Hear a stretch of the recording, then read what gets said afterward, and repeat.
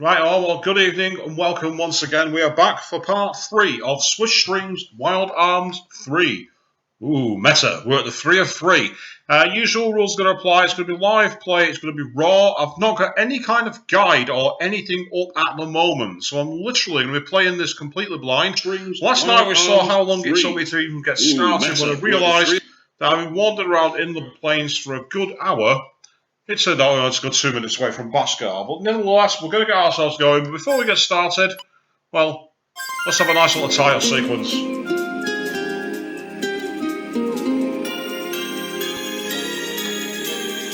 change in time finally made up my mind. I raise my hand from beneath the shifting sand and embrace the winds of change. Suddenly, everything is up to me. The pages turn, flashing full of memories. I can see it all too clear. The time has come to face my fear. And there's a fire burning in my heart to shine when all is torn apart. And I will make it through this desert storm, safe and warm. My shield is strong.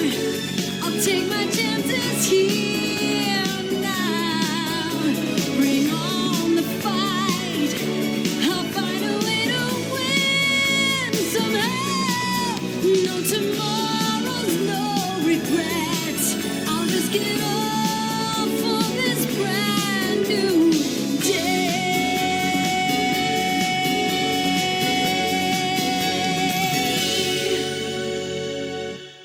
Well, I didn't expect that, because we didn't do that last night, did we? So, it turns out it chooses at random if it's going to have a vocal version or a non-vocal version. Yeah, I didn't see that one coming. How nice it is for a game to truly feel like it's got its niche. Now, hopefully tonight will be a slightly less shouty stream, because I kind of realised I may have accidentally left on my background audio as well as the games through my headphones. So that's probably why I was raising my voice a little too loud. Here tonight should be a lot smoother. And for those of you out there watching all around the world, good evening, welcome to you all. I'm Swishbo. We are streaming live Swish Streams Wild Arms 3, the third in a very good series of Wild West themed RPGs, which kind of half preempted Final Fantasy in many ways. Final Fantasy VII is renowned for the steampunk ethic. Well, this kind of took the vibe in a more Western style, and I would love to see more of this because this game is brilliant.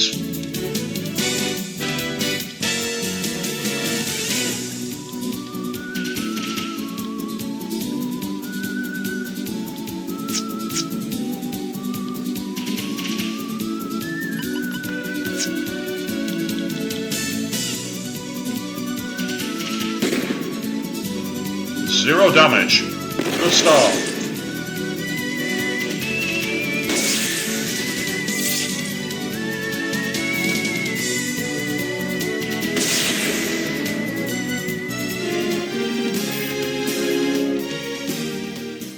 I've got to say Clive is very strong.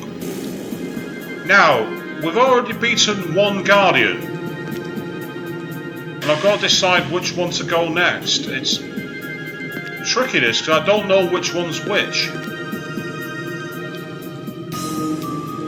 Skudark, the Guardian of Water.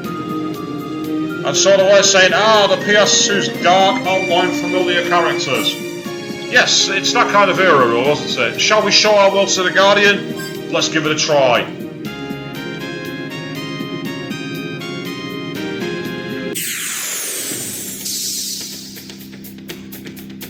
Now we're going tribal, because we can.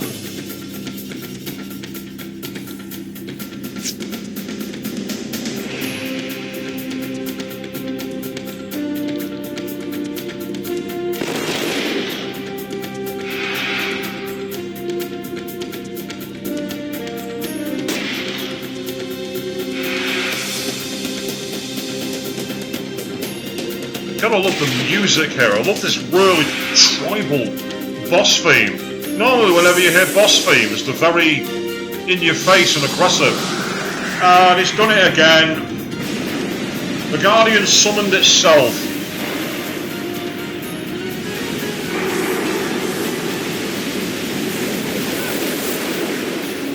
Oh, that was devastating.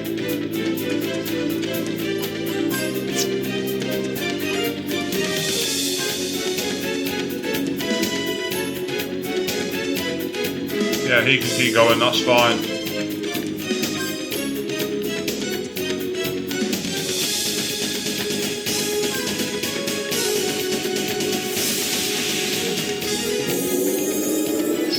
Yeah, sort of like saying that he loves how the characters all change positions every like Wild Arms musical chairs. It is a bit like that, isn't it? It's a bit unusual, stylish, different.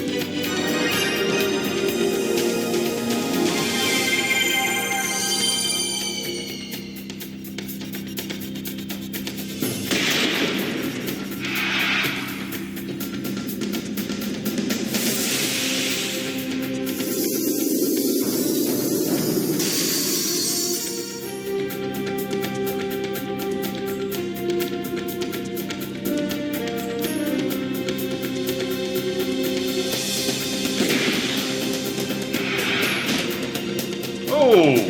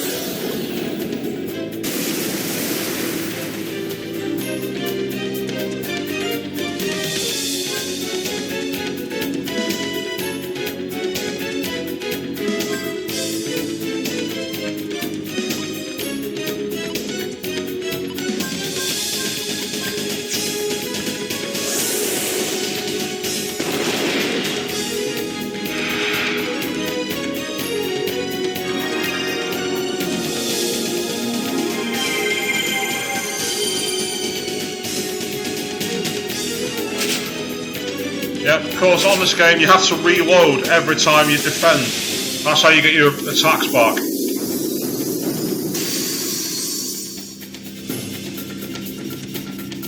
Yep, no cheat codes here. You have no choice but to do it legit. You're quite correct. See if I can slow it down. That'd be quite a clever idea, actually.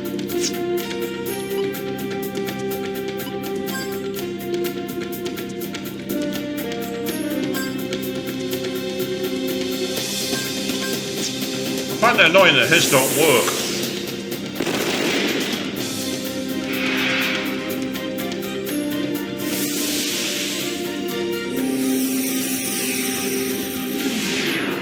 Yes, it works, because slowing down.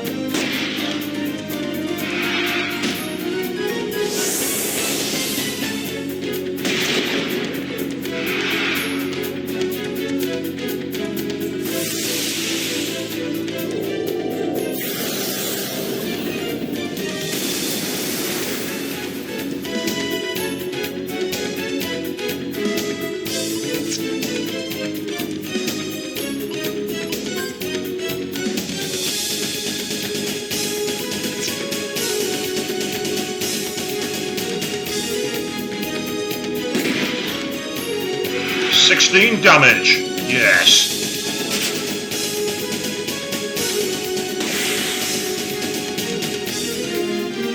Oh, that's it. He's dead.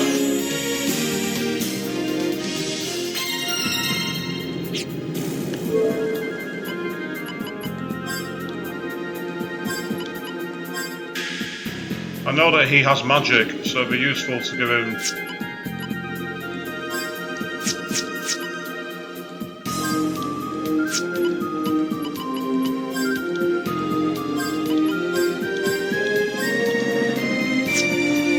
Means he now has his magic up, which is useful. Back to Bascar for a quick save and also a heal. Into the wall, because Gallows is so hardcore he'll headbutt a wall. mean, there probably are some codes or tricks for this game in terms of being able to beat it quickly. But you know what? I'm enjoying playing it the old-fashioned way.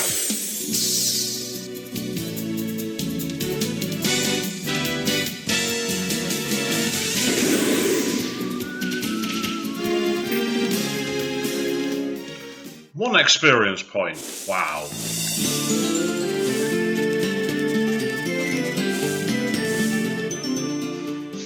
There's back home. Quick save, and then we'll crack on again with the third of these 4 bosses. See.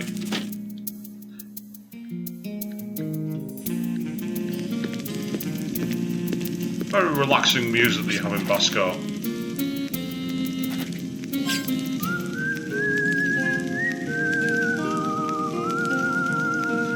Sort of like saying he likes to grind in RPGs, especially ones like Wild Arms with good battle systems and awesome music. It's true that a lot of the RPGs from this era had amazing soundtracks. There was always something about them that felt very epic and full of adventure. Like, you don't have to say anything about Final Fantasy VII's soundtrack, but all 3 of the Wild Arms games I've played, as I've only played a little bit of this one, mind, so the music might get even more epic, but so far it's been really awesome. And again, the intro for tonight, I put it on and thought, let's give ourselves a bit of the old title screen moment, and it ends up singing to me, because it turns out there's a vocal version. I didn't even realise it was there, so if you haven't missed that, go back and watch the replay, you'll be able to see it with actual vocals. I didn't realise they were in the game. And it was very, very cool. The only thing about this is it makes me want to find a way to get the very first 2 from PlayStation 1 on here as well. Because both Wild Arms 1 and Wild Arms 2nd Ignition were excellent games. Really cool.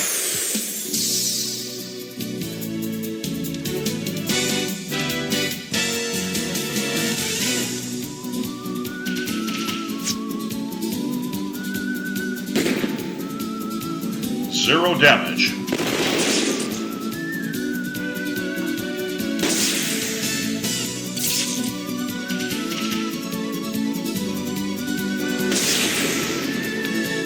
The version I'm playing here sort of like is the PS4 ports, but it actually loads up, like it actually has the PlayStation 2 logo whenever you boot it up, so I think it's just a direct port of it. It's not, as far as I know, it's not taken from anywhere else, like the Final Fantasy VII one, which was based off the Steam port.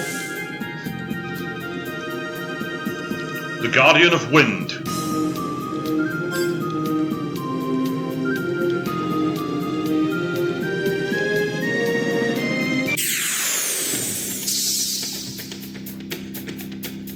And then there's this wonderful tribal music all over again.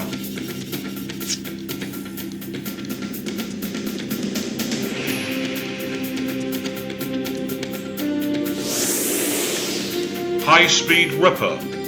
Oh. He's gone straight into summon mode.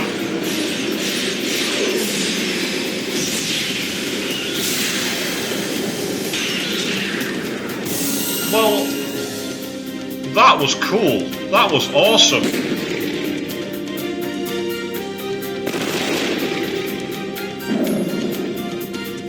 Sonic Scratch.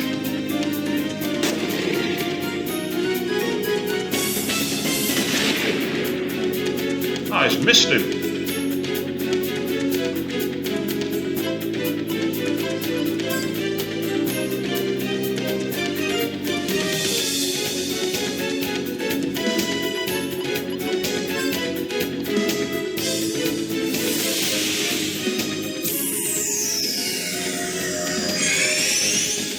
Oh, you gotta be kidding me.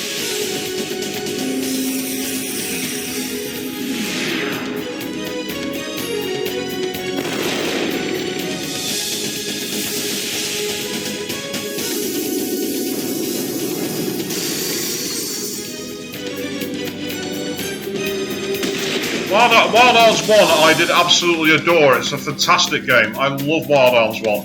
It's one of my favourites. It's a fantastic, brilliant game. I absolutely agree with that.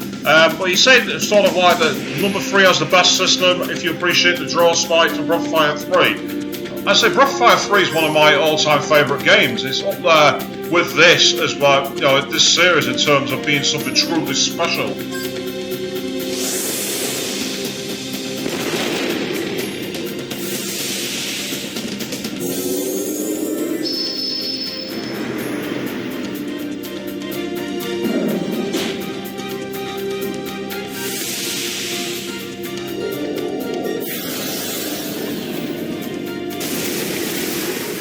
Yes! Critical damage!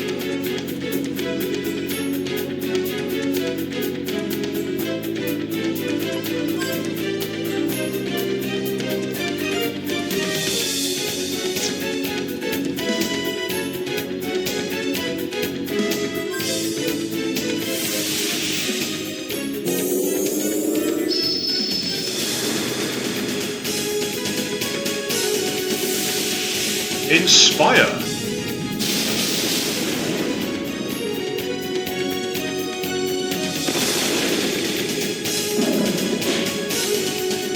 Sonic Scratch.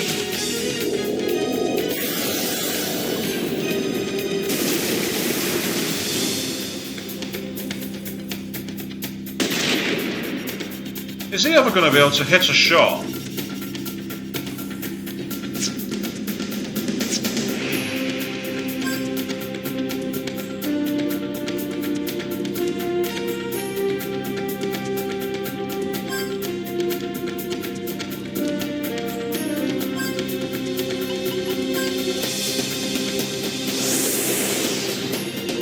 Oh, he's summoning it again. We could be in trouble here.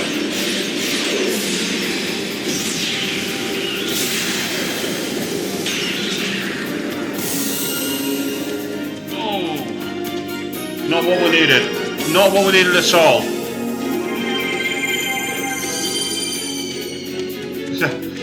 Sort of like saying he loves how the Japanese think that you can't be a fat guy with a gun, you have to be a samurai who does magic.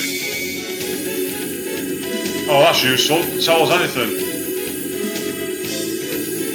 Yeah, his weakness is water and everything else. I thought it might have been.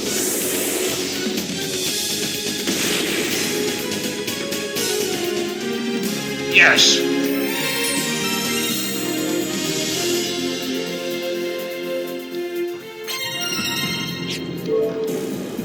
Well, he was a mighty nuisance. Would not in any way stick down. It was unbelievable. He took a lot of damage to take down, but the key thing is gone. Right. It's possibly cheap. It's possibly seen as cheating, but it's not cheating. It's just slow. Go back to village, rest, and save again.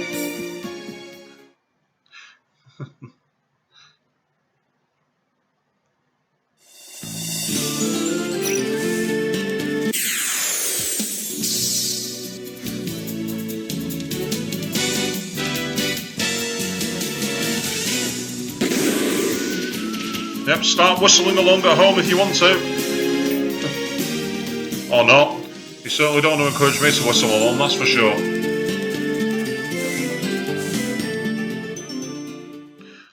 Indeed, sort of like one more Guardian and then finally we can crack on with the rest of the quest. It's taken its time, it has to be said, but hey ho, we're on our way now.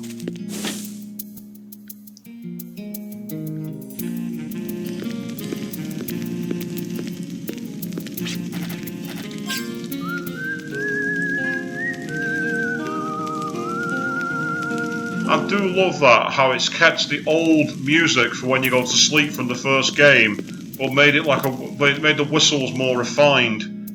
I really think that's cool. It's a nice little callback.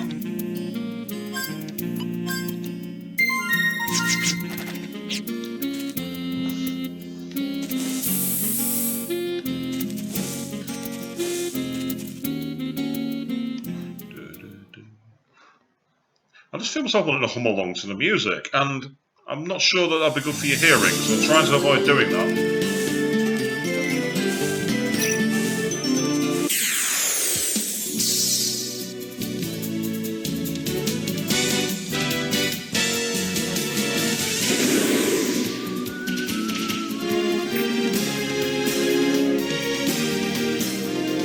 Both Jet and Gallows aren't far off a level up, which is good.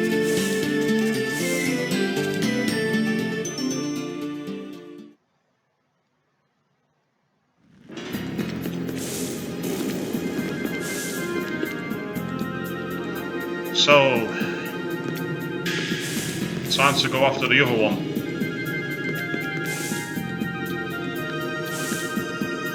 Okay, I've already got that one apparently.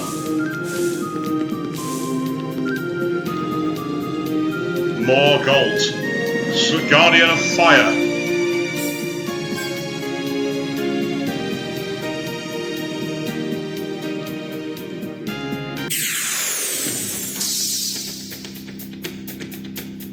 I do think it's cool how they've got those, like, just like those overlays of the colours to denote the 4 elements. It's simple but effective.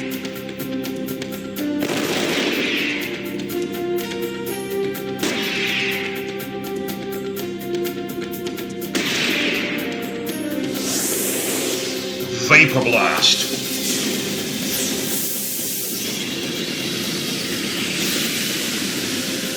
Now that's cool.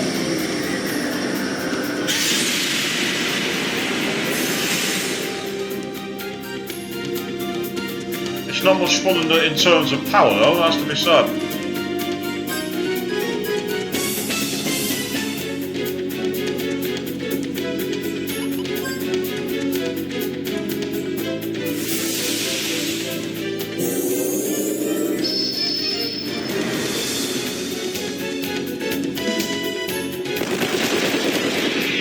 Yes, critical shot.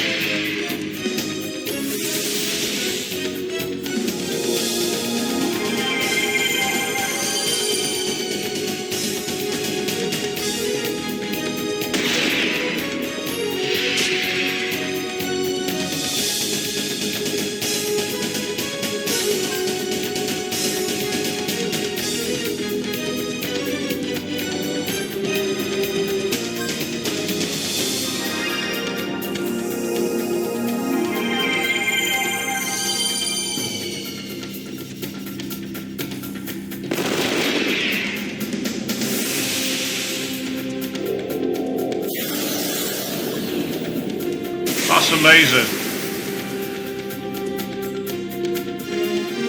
Oh, well, that was easy.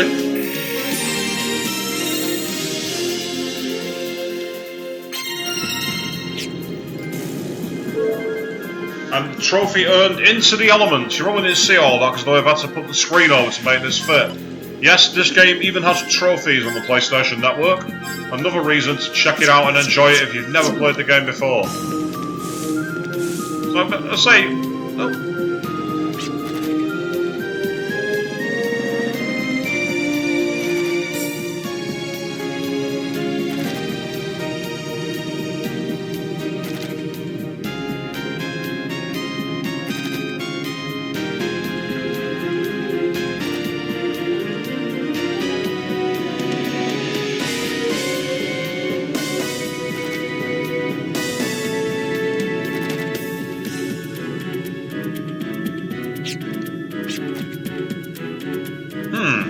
Nice little pep talk there to tell us to be very careful when using the Guardians, but they're also OP and powerful. And say, so do I say, it's too bad they left the graphics the same, but it's nice to get a port. And to be honest, I don't really know what they could have done to change the graphics. I don't think a HD skin for this would have worked. Certain graphics and certain techniques, like these, are so like old Western cartoon style. I don't think they'd work in HD. Although the stream's in HD. I digress.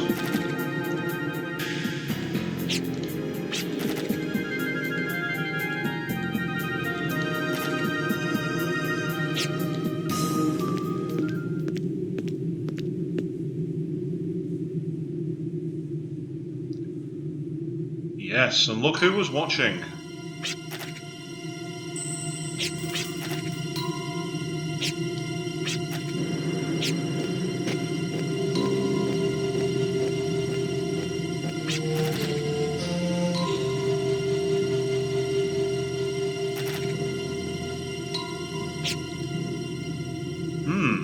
Bit of foreshadowing there. Meanwhile, so I was saying, 1080p video of 4K footage.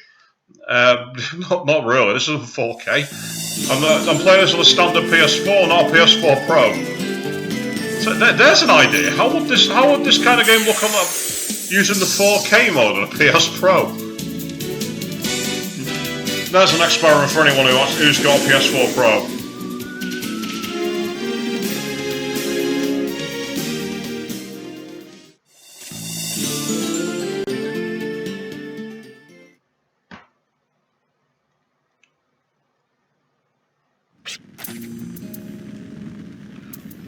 I was wondering if it'd take us right back to the next part. It's pretty useful.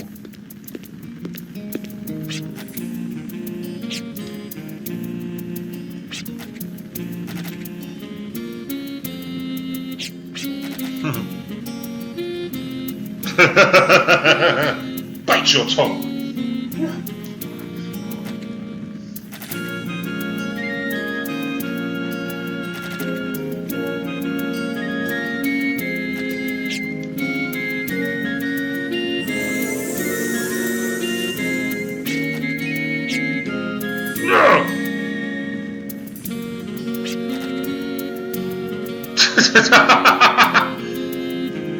Hallie would be very good at gaming, Sis.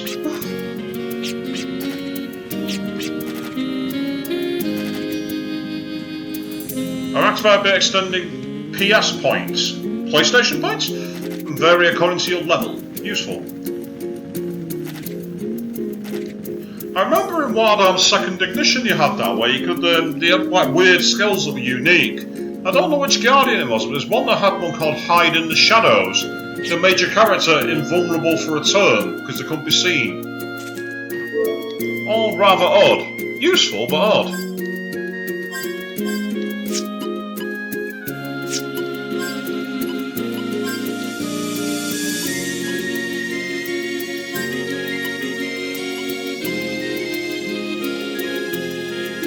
Shield and ally, resistance to elemental earth, resistance to disease. Sort of like putting a very important point there, saying, are the days when you didn't have to buy the ending of the game to buy the ending to play the whole thing. That's true, actually. It's one of the things I don't like about modern DLC and everything else. It's just so annoying. Ooh, counter-attack. Yes, please. I'll have that. That could be useful.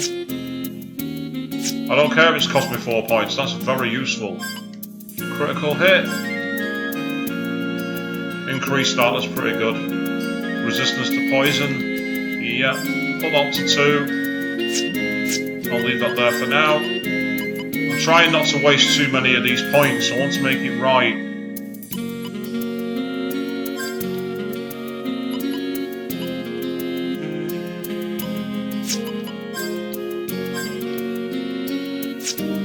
That's what you can do. It's very useful. Let's get those skills then.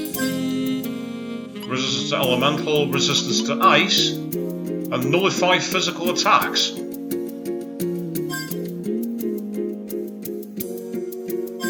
Well, that's probably the most useful at this point of the game.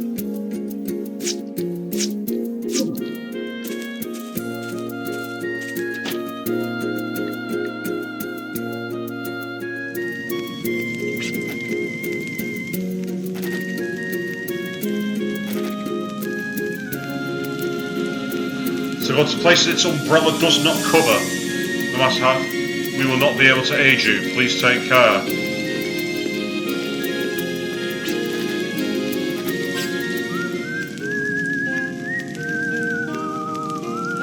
It's funny what you mentioned about the days where you could buy the game and play the whole thing without having to buy the ending or extended packs or anything like that.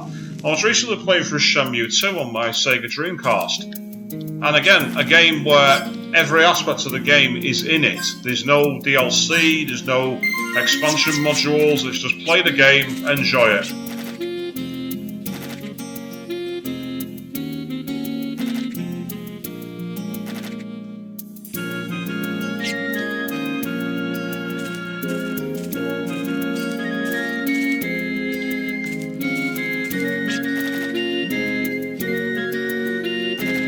This is the most peaceful village anywhere.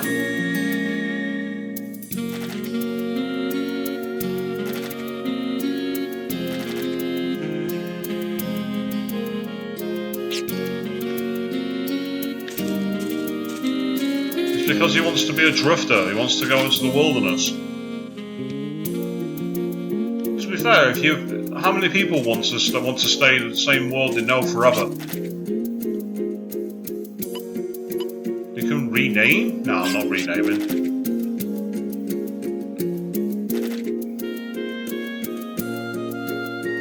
What kind of advice is this?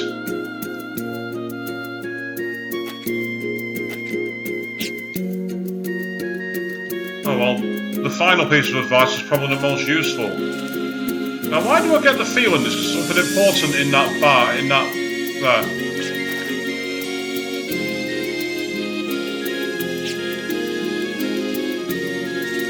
Sort of like says, interesting question.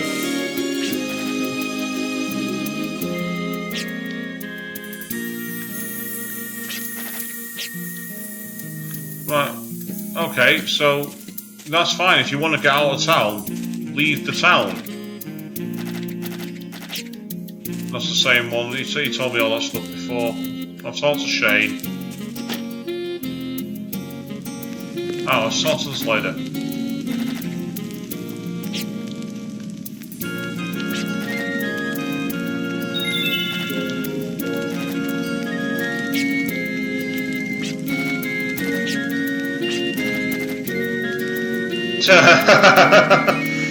Oh, that is it. No, that is cool.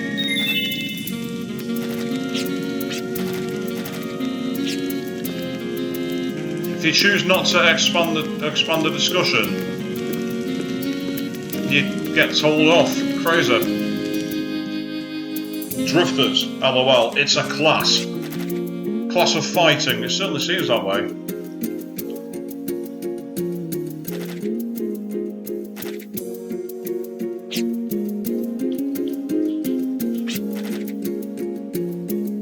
Let me tell you this material has many guardians as the maximum MTC.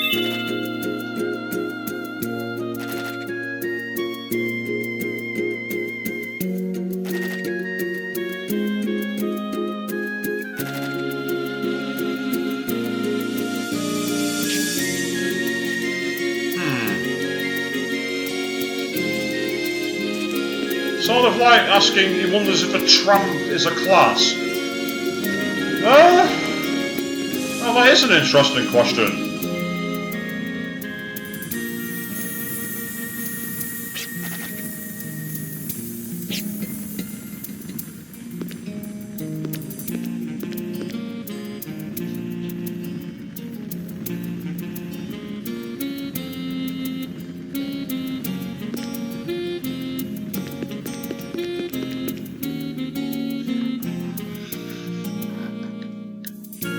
What have we got? Ah, that's awkward. The camera can be annoying sometimes. It gets obscured by the foreground. Ah, you can. Oh, excellent! You can rename your spells. That's so cool.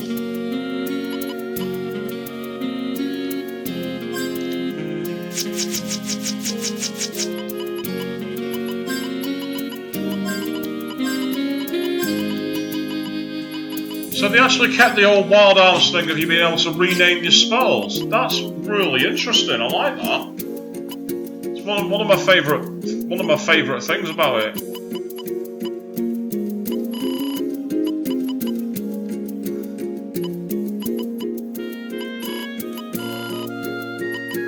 And that's interesting. The spells. So depending on which guardian. Sort of like saying he's beaten this game twice and he never knew that you could do that.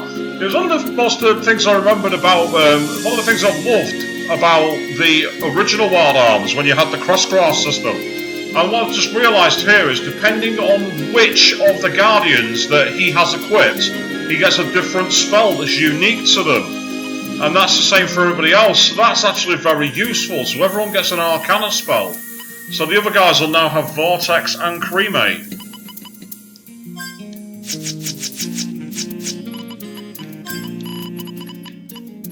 I always used to like mix my spells from different games. So I'd like call my lightning spell my Engineer, and I'd call my sense one Scan, just to like cross-reference games for the sake of it.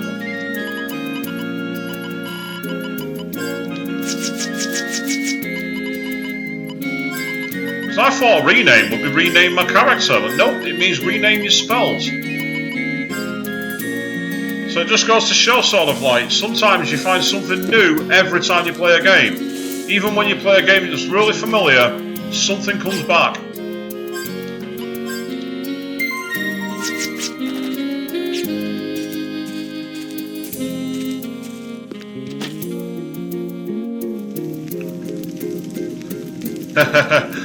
Maya, whatever it is, it's spelled lightning. Maya Janir, I believe it was, I pronounced it. The only reason I pronounced it Maya Janir is because in Spanish, if you have the two L's next together, you have that shan kind of sound, like me llamo, and everything else like me llamo.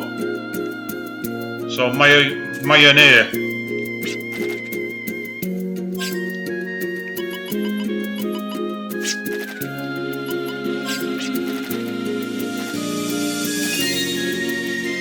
Ah, hey! That would be Jolly Roger. It lies beyond the bridge on the shore to the southwest. Well... Oh, and he's gone. Just like that. Well, I did actually accidentally find Jolly Roger when I wasn't even looking for it.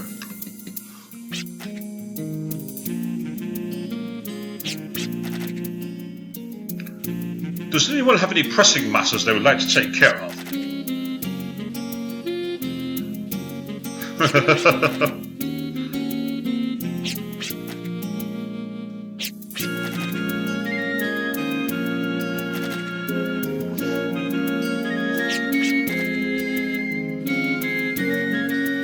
Oh, Jack's playing the I'm a loner but secretly crave a family card here, I think. Let's have a goodbye party there. And she's like, I don't want to break up.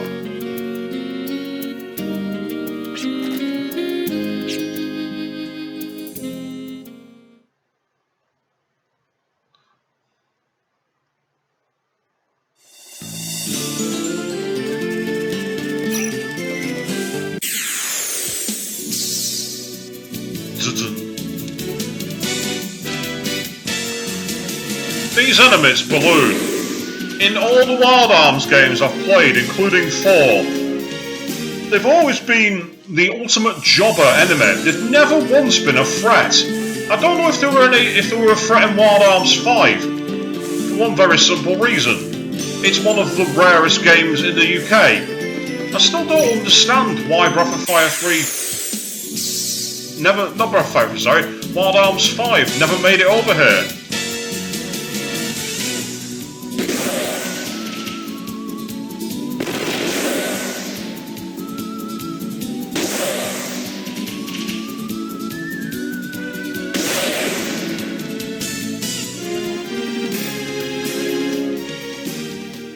I'll take that, a heal berry.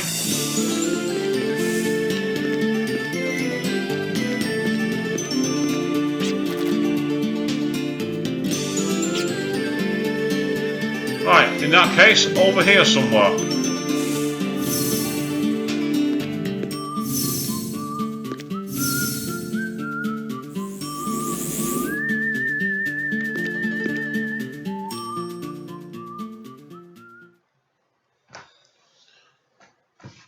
It's hardly a port town. Hey, it's a remix of the Malama theme from the first game.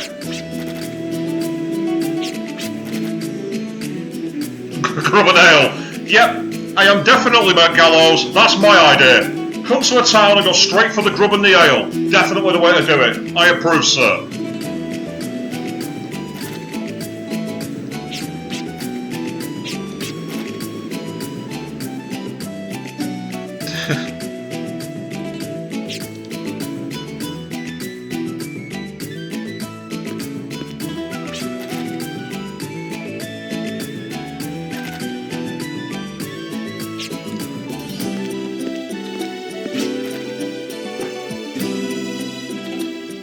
Ask folks for directions if you ever lose your way in life.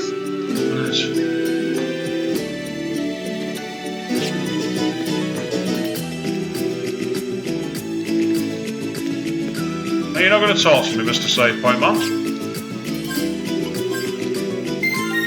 again, I don't understand why the save point in this game is a little panda wearing a sombrero. It's such a strange way to be. Oh, it's this guy again.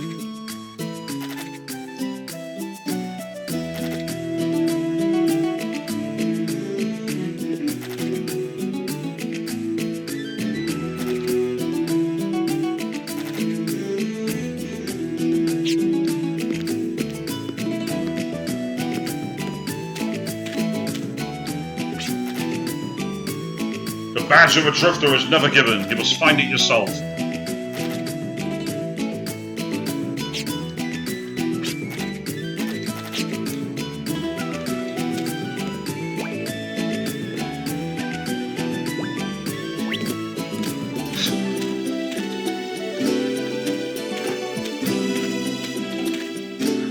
I actually thought I managed to get my character stuck then. That would not have been cool.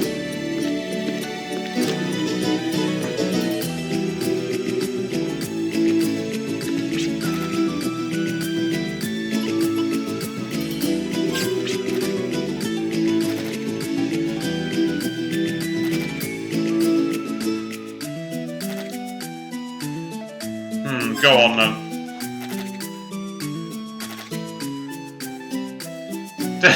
Hey! A bit of service on the side there. Is that what she was offering? Oh, you big tease, you.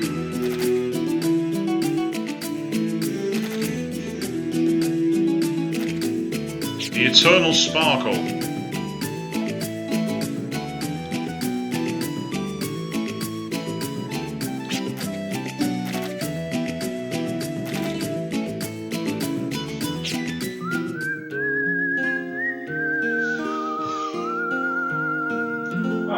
So sitting down waiting for our dinner is like going for a kid.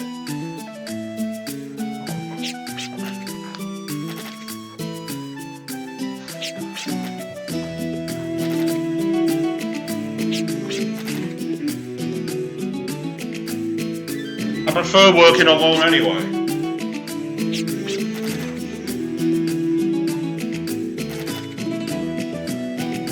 Yes, Clive, repeat all the information that she said. Just in case we didn't get it the first time around.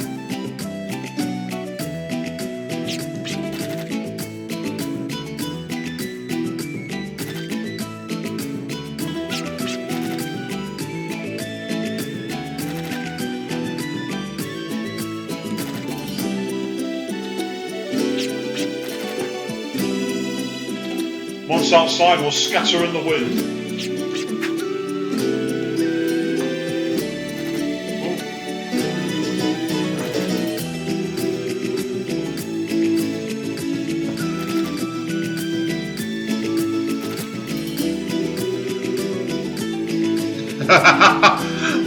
Look at that image of herself when she's talking there. She's so hyper and giddy.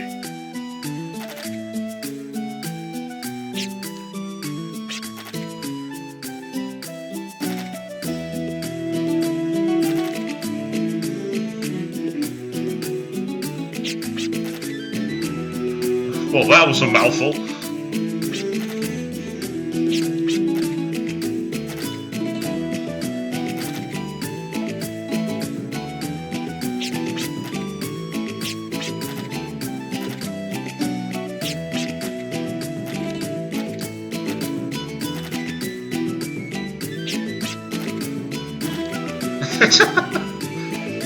I'm the super happy Genki one because I'm the girl in the party and I have to be like that. Not so fast.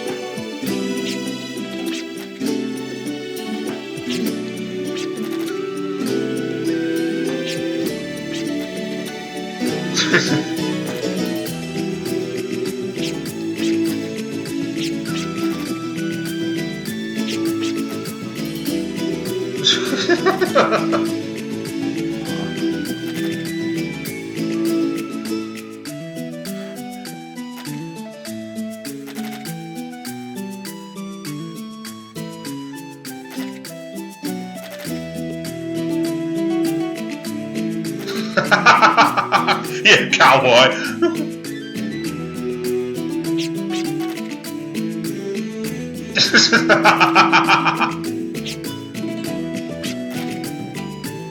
That's beside the point.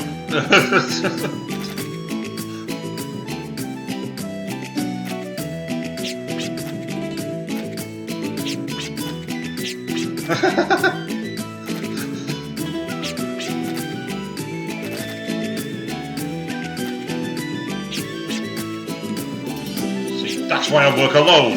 Give it a rest, hero. You're just hurting yourself.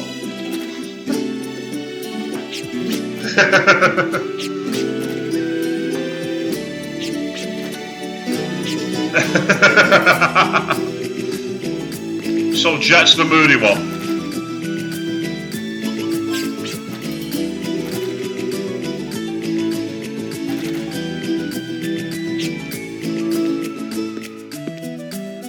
Let's go searching around these places in case there's any items worth stealing.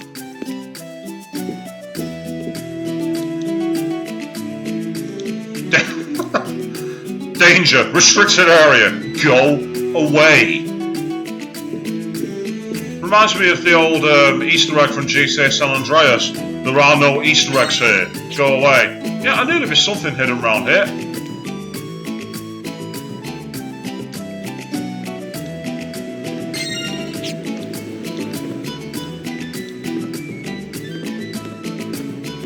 Well, you can't go anywhere else out here, that's disappointing.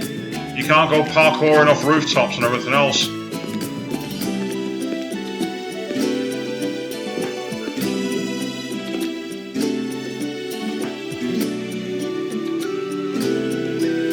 Ah, yes, I hadn't been down those stairs. What's down here? Camera angle's a little bit awkward here, has to be said. Hello, do I see a book? Dragon fossil acquired. What's a dragon fossil? A fossil used material for arms. Ah, for upgrading your arm.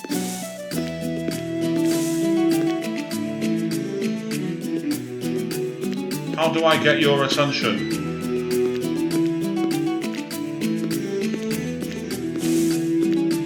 Damn it. Must be an arms smith and I can't get access to him. That's frustrating.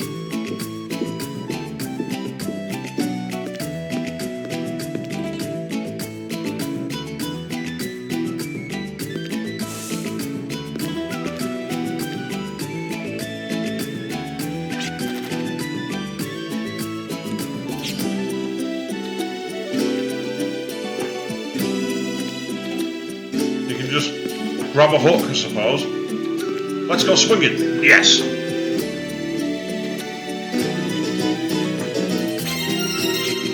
Oh, another save coin. Always useful. Oh.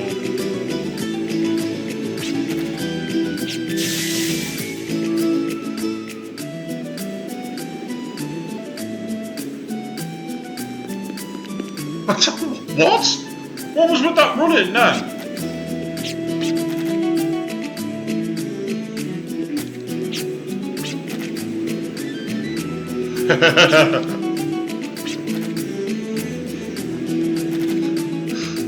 Sometimes our goals collide when it comes to the territory.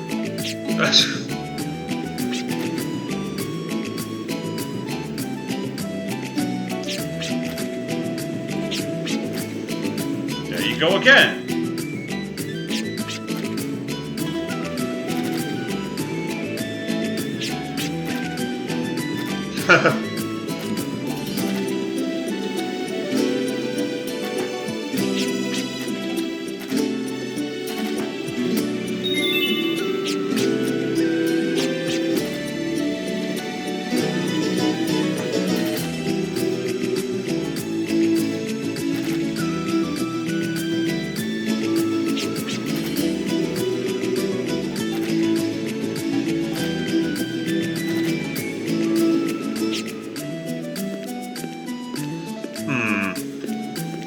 I like the fact that it's kind of mirroring the original Wild Arms, where you had the Quarter Knights, and you had the Quarter Knights and the main characters all kind of like vying against each other, and there was half that mutual respect at some points, at the same time as being on the opposite side.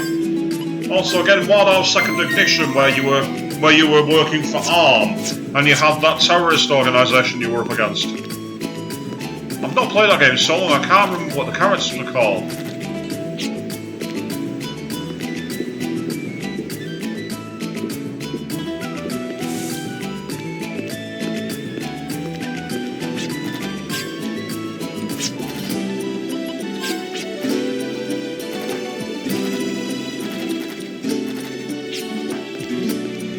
Nope, there's absolutely no way that he knows.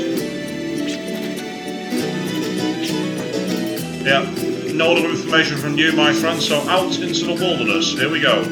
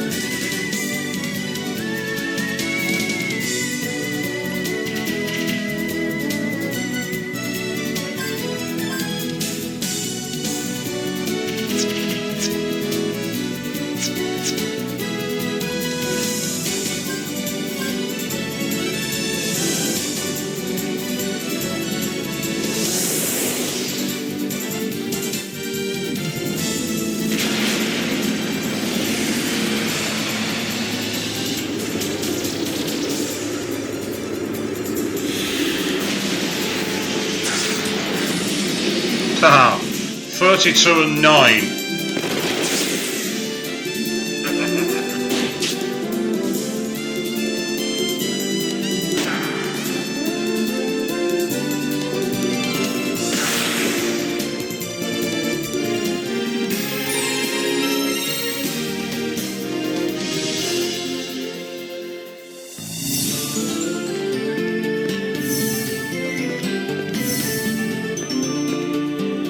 Now, key question is, where am I going?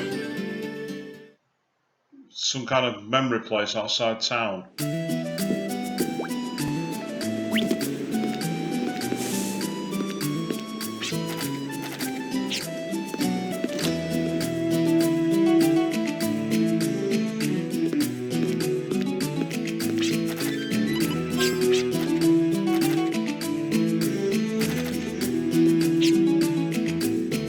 So you've not got anything interesting to tell me?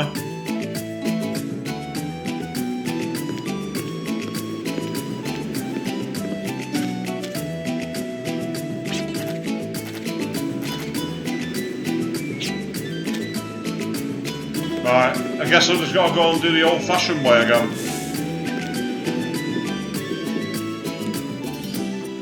Which is head out and go searching. Oh boy.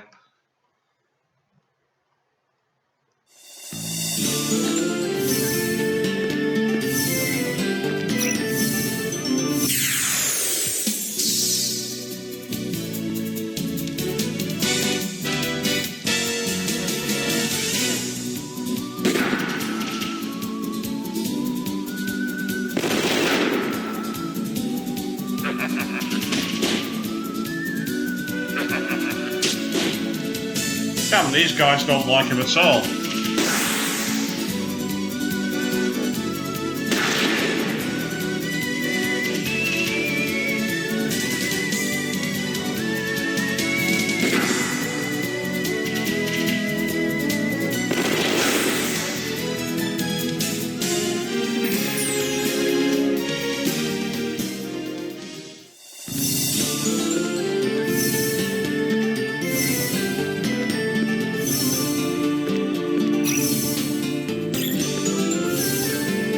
Yes, the fabled cancel a fight moment.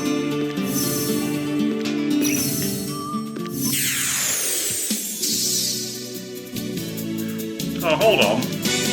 I've said a 4. There was that other sign that I found that talks about blowing east and west. I'm gonna go and check that out.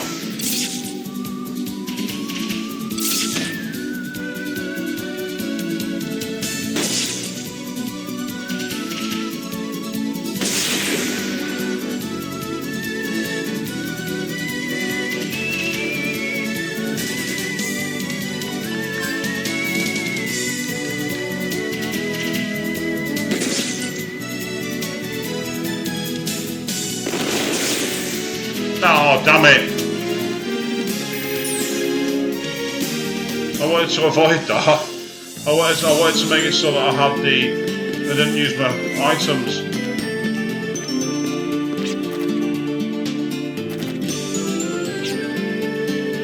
Some guy called Alan Smithy.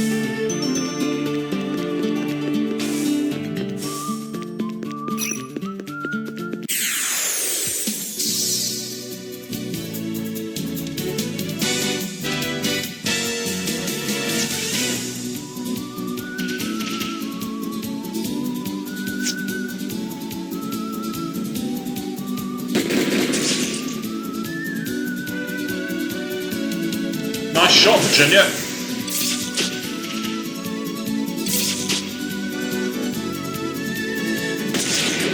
Ha ha ha! Nice.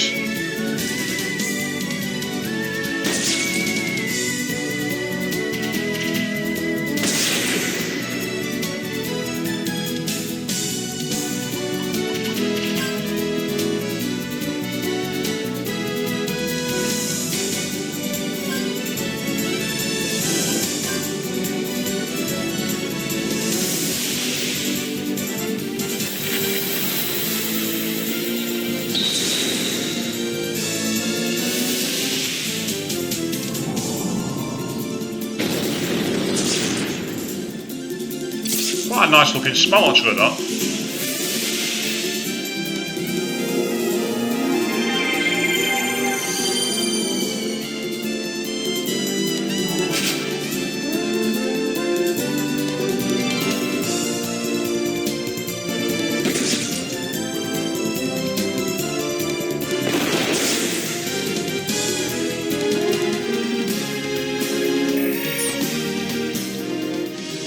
So, this sign over here, I tried figuring this out last night and it wouldn't work. Maybe it's because where I need to go here. Read the sign.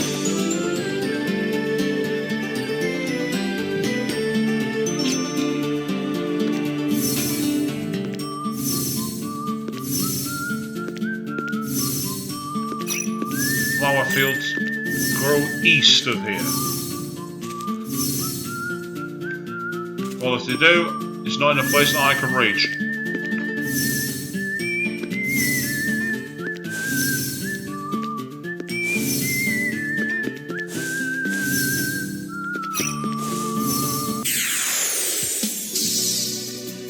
Dun dun.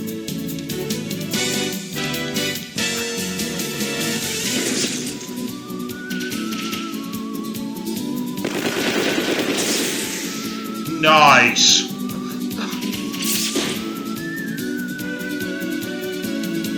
Oh, that's pretty cool.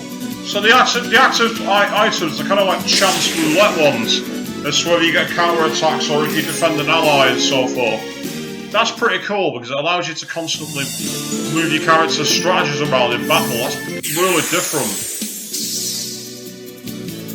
And of course, this stream, old school gaming, the chat box is open here on YouTube, so you got any comments to drop in, you can do what Sword of Light's done. He's had complete control of that chat box. Get out there and get some comments in. I'll do what I can to interact with you all here live on YouTube. Unscripted, unplanned, pretty much unpaid. But hey, as long as you're all enjoying it, that's all that matters.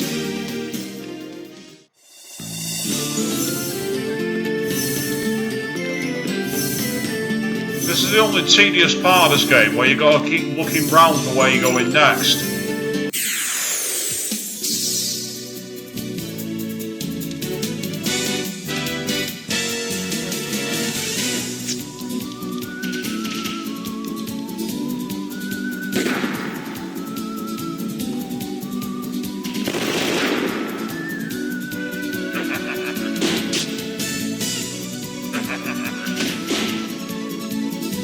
down.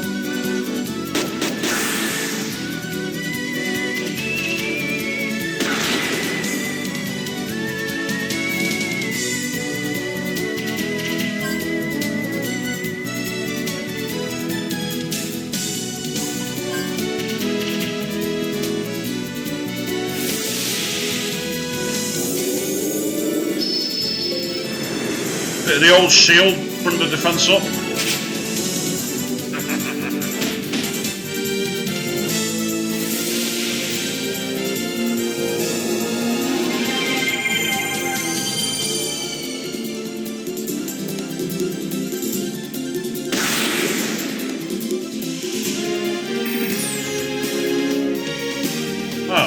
Clive is only 2 experience away from leveling up. How crazy is that? 2 experience.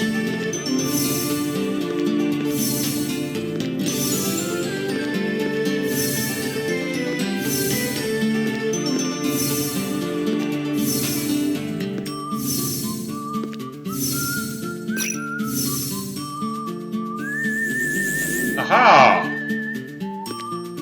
That's the ruins of memory. Excellent. Right, just before we go there, back to town. I want to rest up and get a save point. Now I know where I'm going.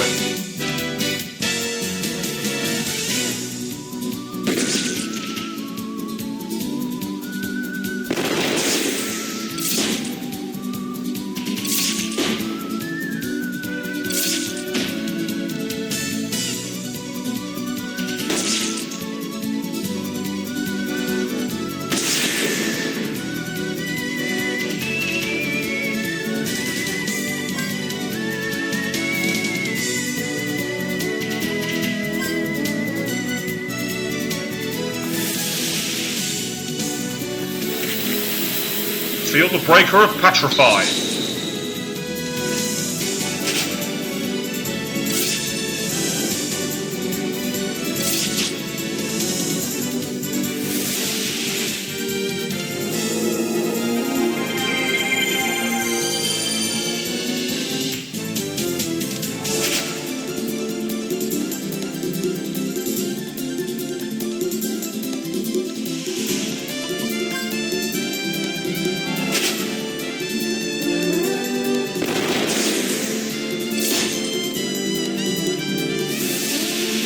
Shoot!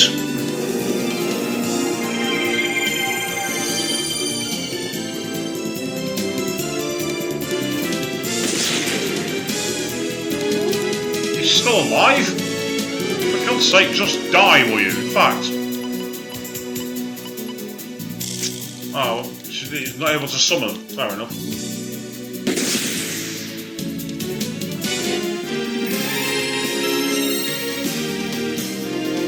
Couple of levels up, I'm happy with that.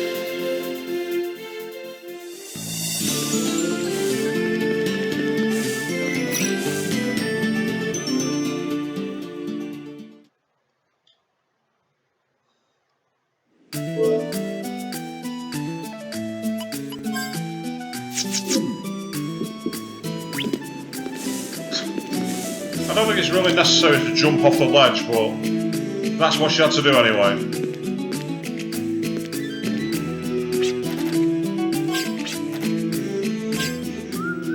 It doesn't sound fair at all, actually, but hey ho, needs must. There's nowhere else that's going to pause up for the night, so I'm going to pay it.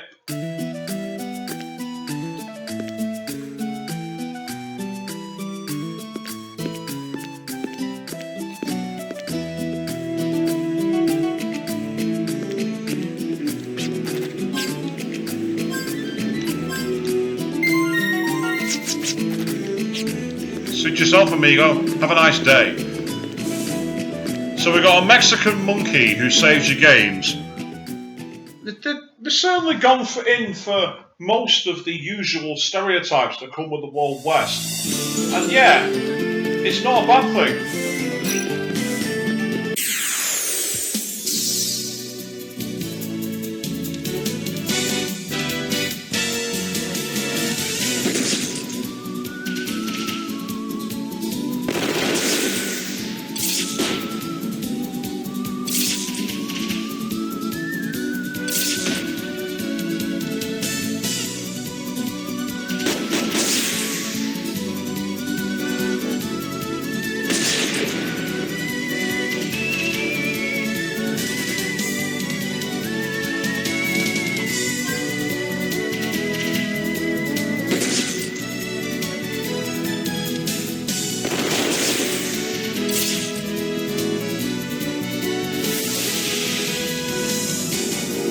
speed, you get better force power. It's interesting in the way that the forces level up. Oh, shot him in the back. Was it cowardly? No, it was skill. How it should be.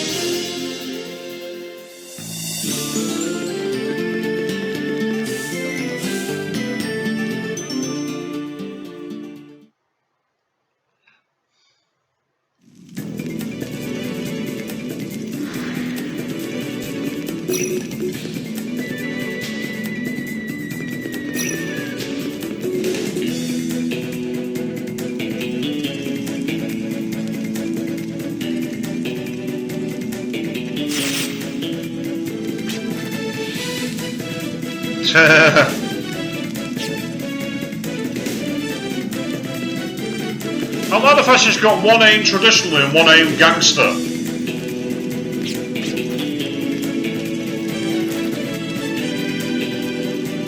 Janus Cascade, and the pleasure is mine.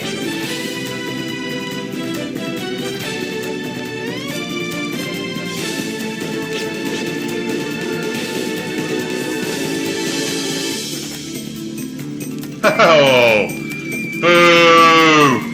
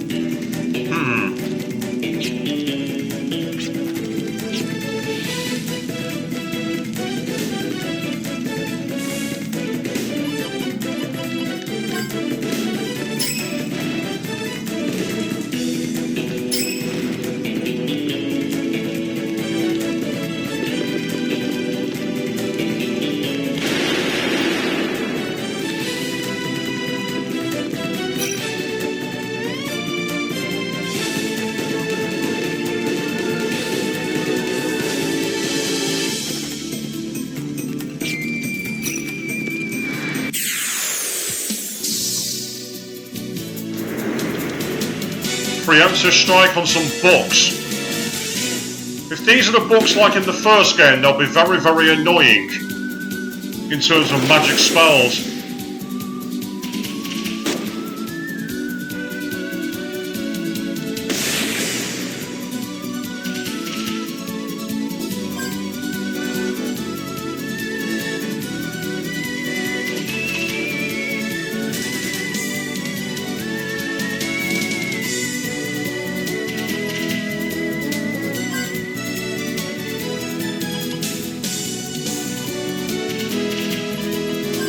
Now, if only I'd realised these cards have magic spells as well.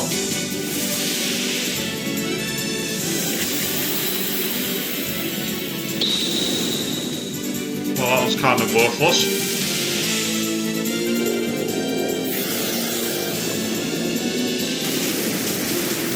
Yeah, I was right. These guys use all the spells as well.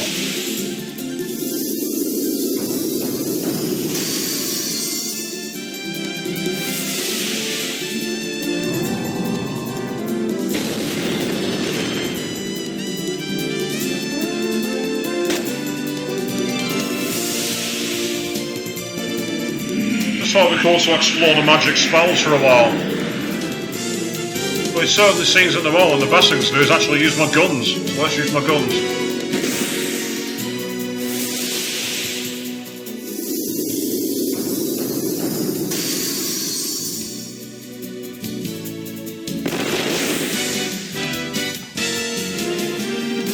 And that music went on so long we actually restarted it.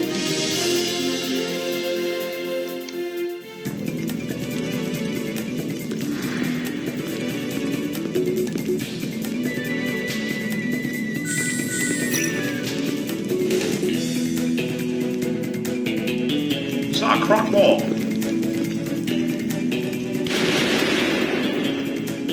Nope, it's not. Well, that's frustrating.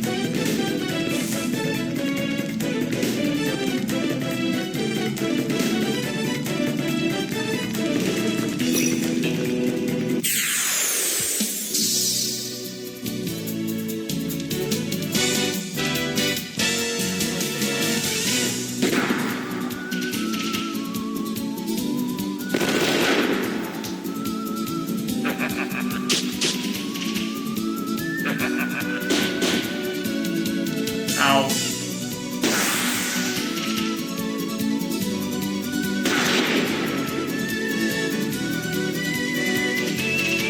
Finish him off, Virginia.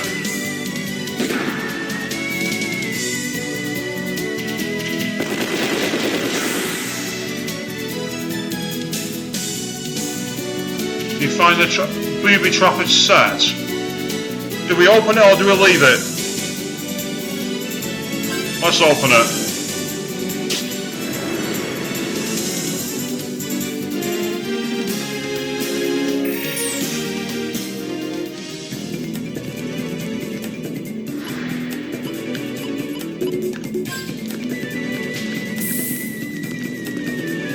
Right, there's obviously no way through there at the moment, so let's go back out. I'm pretty sure I saw some flames in the main hallway.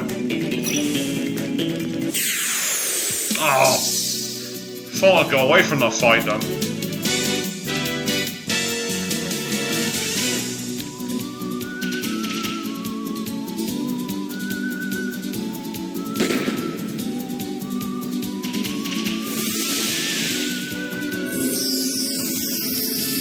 Oh, no you don't.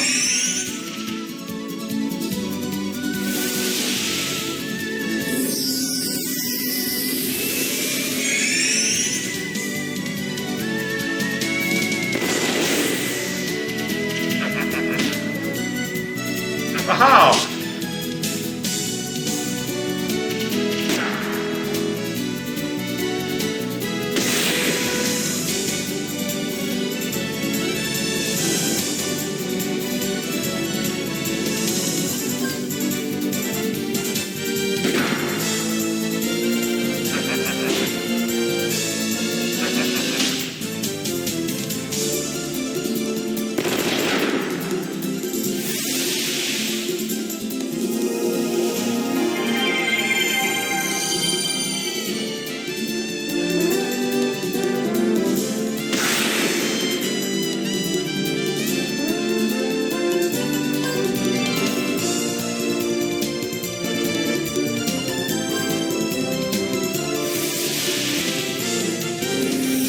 I can't get enough of this battle theme.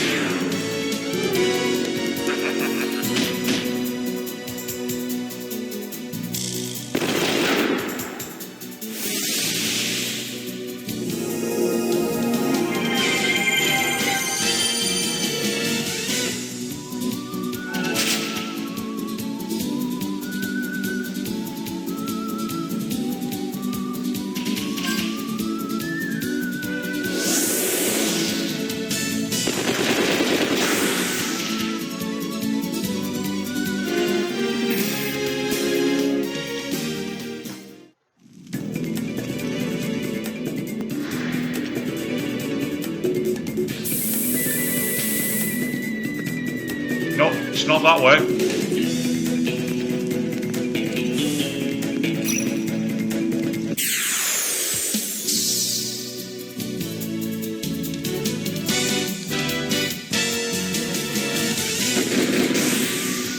Haha! Nice one!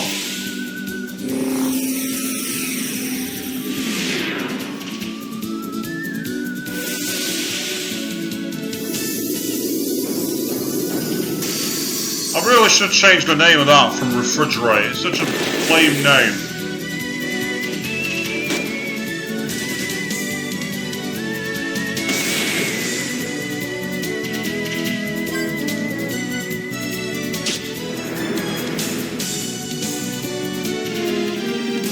Hey, a trap disarm. Fantastic.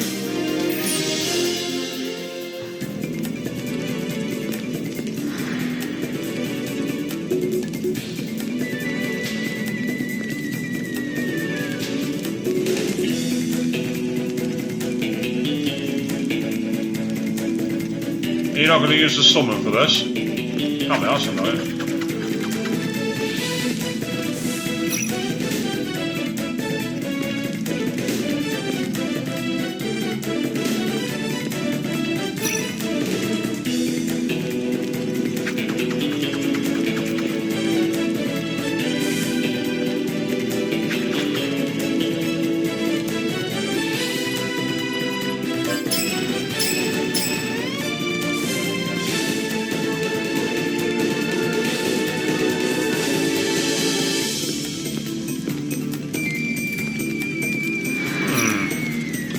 Where am I supposed to go and what am I supposed to do?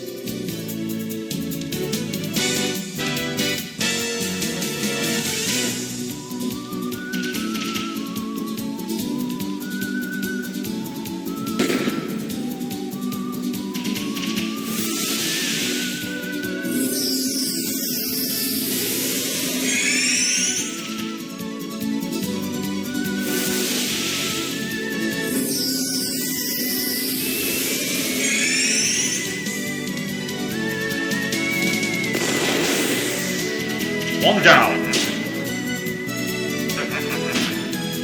Ooh.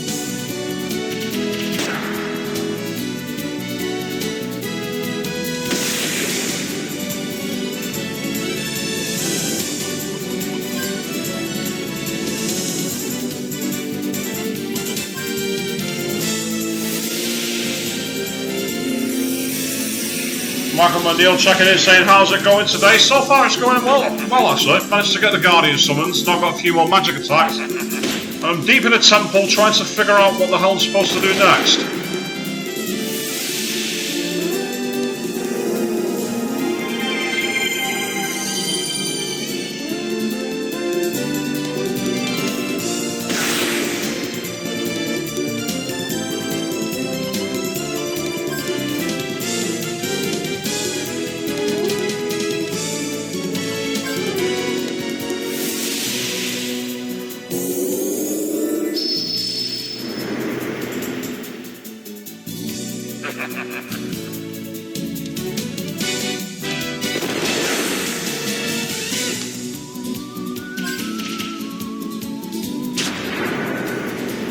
The treasure chest exploded. God damn it. So the way I say whistle while you work. Very appropriate for this game actually. It's very much a whistly kind of game.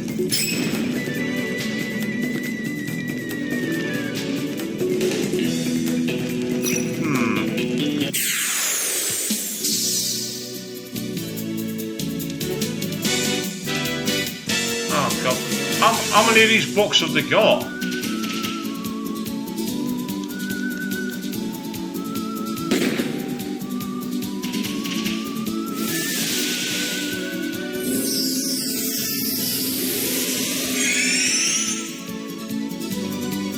This could get bloody awkward.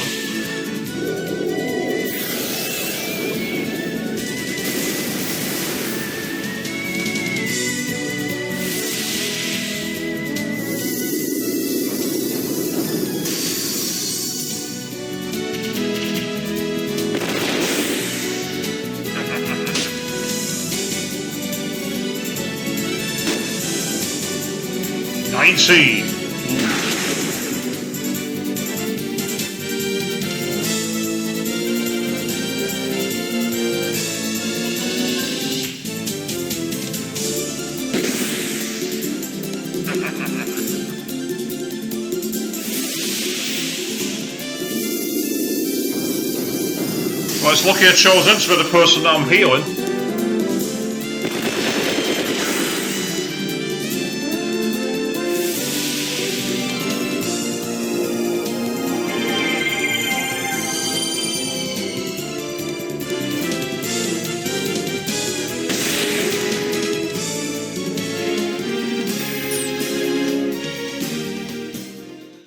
'Whistle while you work.' Trust me, don't have me whistle. Not a good idea.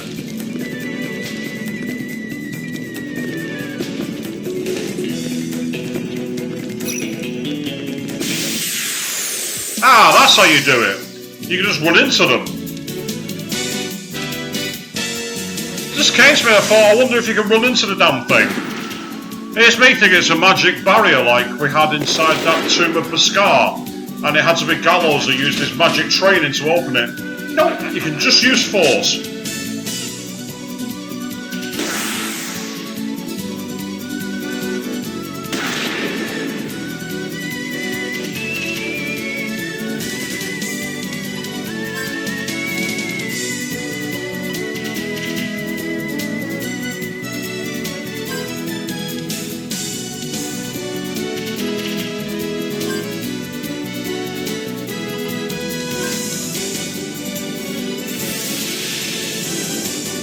Try a few status magics just to check them out and see what they're like.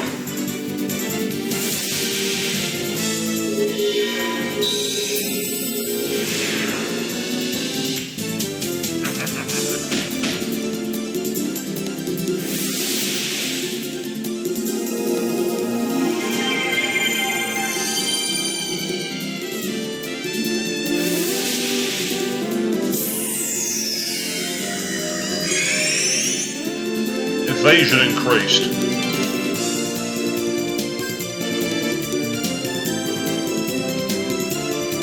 Let's finish him off.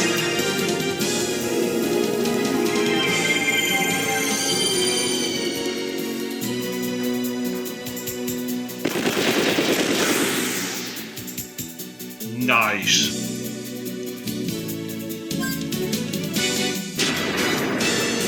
Oh.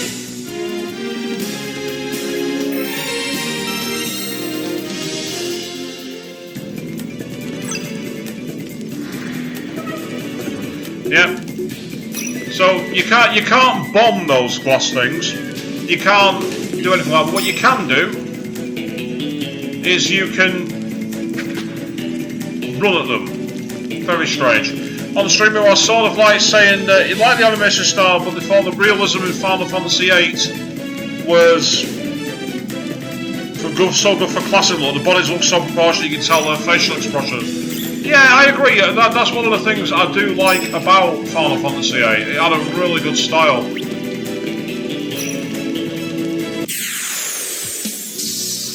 And I think Final Fantasy VIII still looks very good to this day, surprisingly. It's a game that's not aged badly at all. It's a game that's aged very well.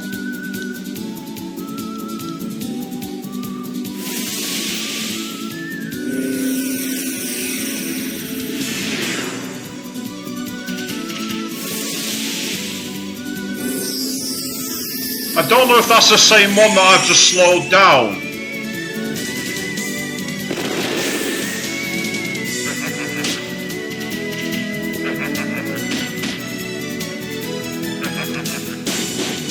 The difference between defense and the defense of those characters there is crazy.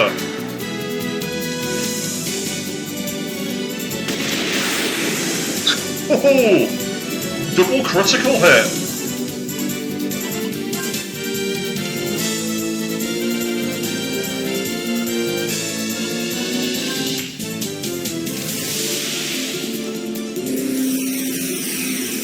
Mario said the FMVs in FF8 were some of the best of all games of its time. Very true. I still love the moment where you open up Estar for the first time, unveiling the City of Glass. That still to me looks phenomenal even today.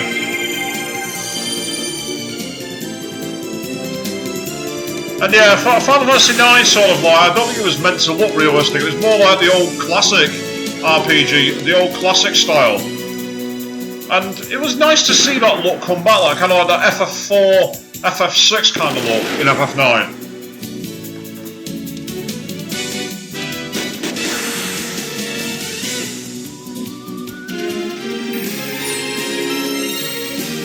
Hey, Gallows levels up, fantastic.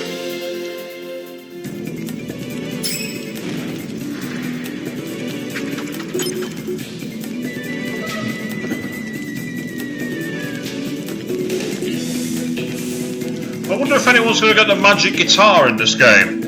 I remember in Wild Arms 1 where you literally could get a magic guitar. It was quite weird.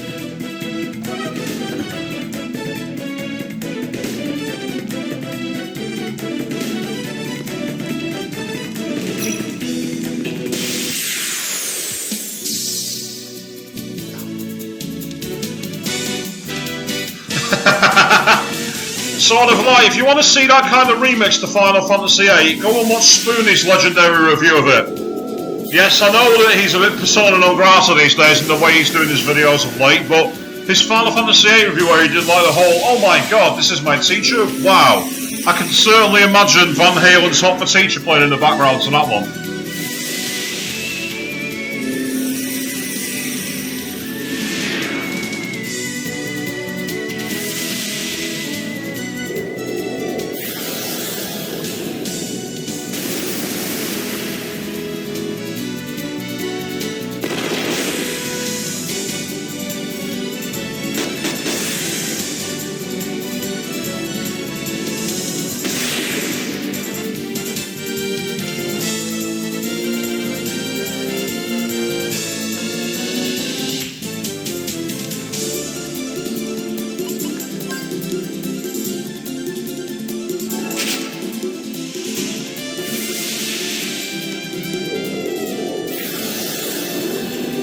He was going to attack me or Jack again, it was going to be one or the other.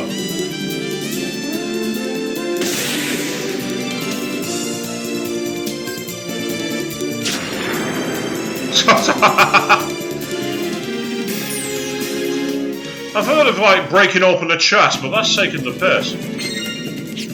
A heal berry, always useful.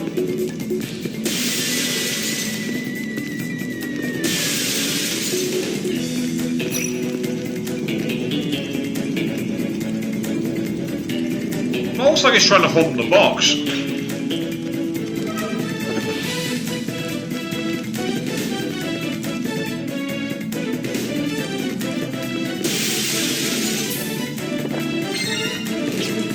$1,500 Geller. I'll take that.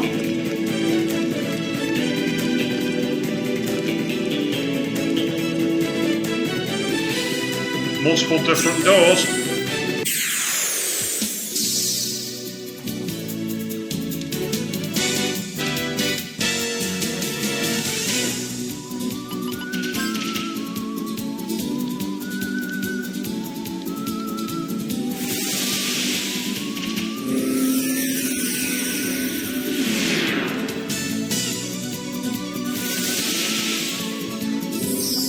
The books are like, oh no you don't.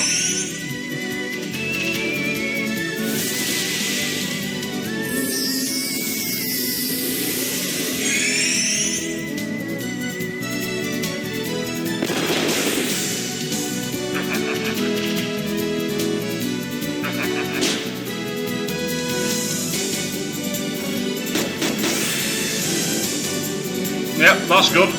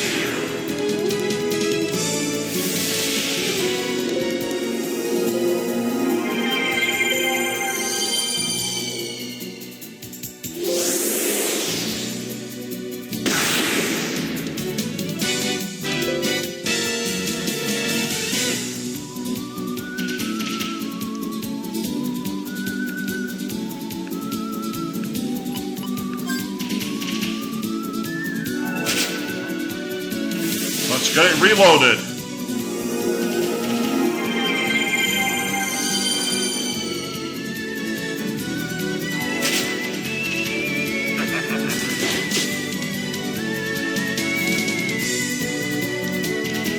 Right, time to finish you off.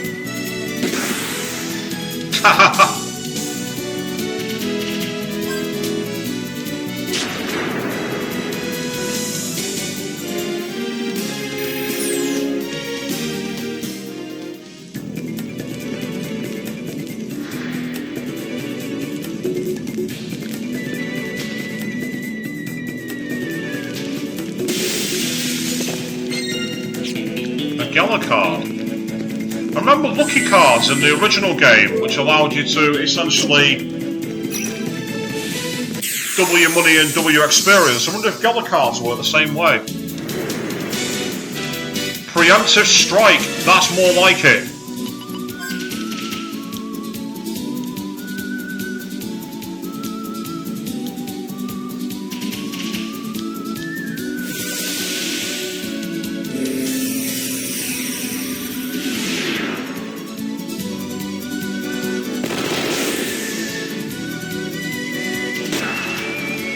Shot him in the back.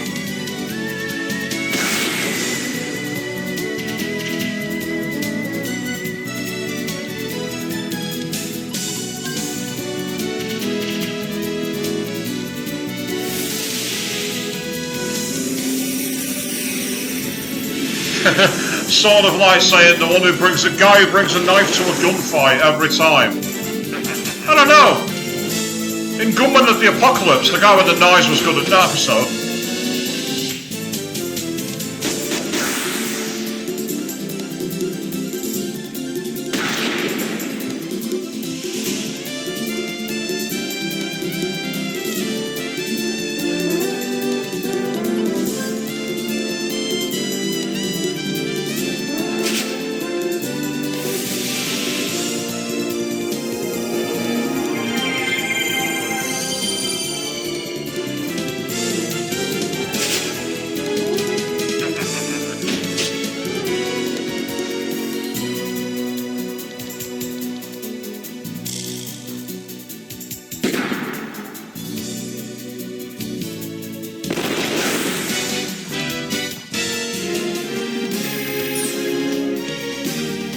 I do like the fact you're getting decent experience there. Sort of like saying, but we know how it really ends. I'm guessing you mean the gun to a knife fight scenario. No, sorry, a knife to a gunfight even.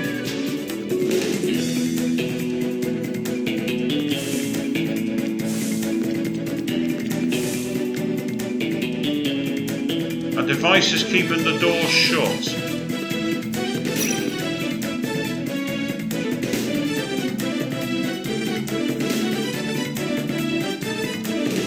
Might crumble to pieces, eh? Is that a not so subtle tip?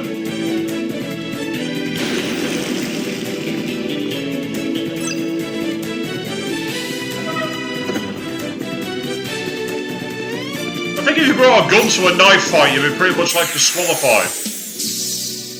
Having said that, there was a character in Mortal Kombat 10, wasn't there? It was like turned up to a fighting tournament equipped with a gun. Can't remember what the character's name was.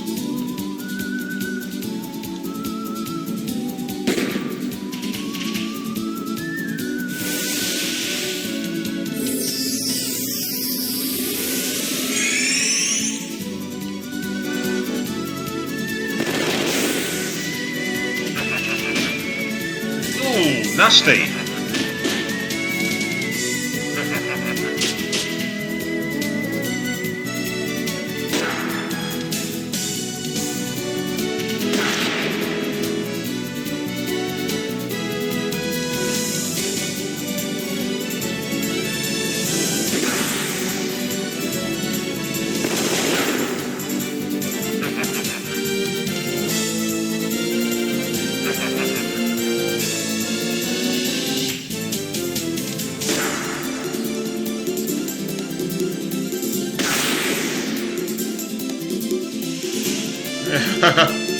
Just go around blowing up sentient statues, looking at buttons, and Mike McNeil say, "Gotta do what you gotta do." It's not.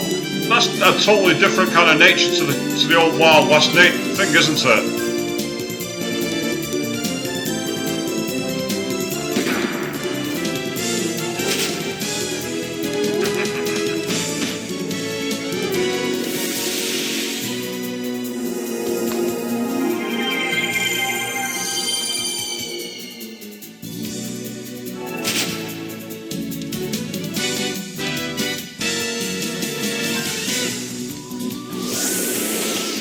I love Accelerator. It's such a useful technique. Instant first strike. It's always been one of my favourite skills, Accelerator.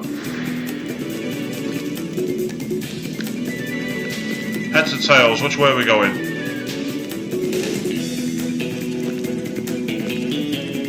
In some ancient library. Family of demons.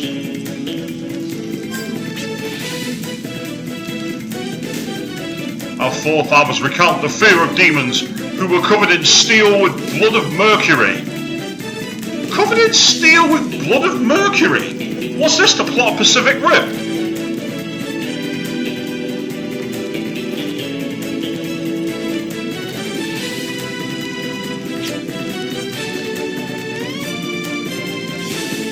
This might interest you, catches your eye.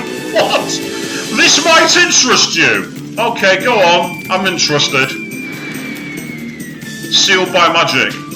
Would I like to use a duplicator? I don't think I've got a duplicator. Yeah, I didn't think I had one.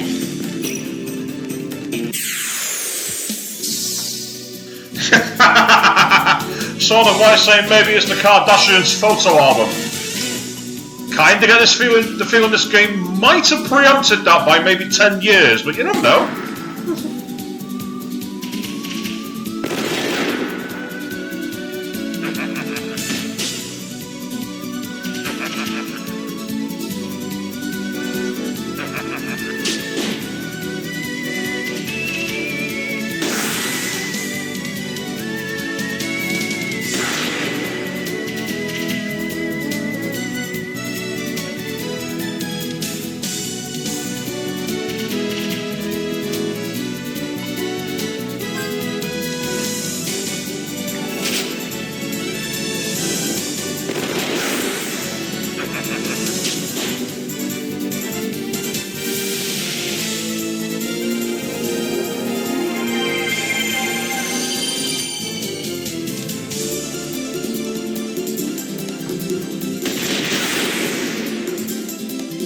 Yet there was no getting up from that shot.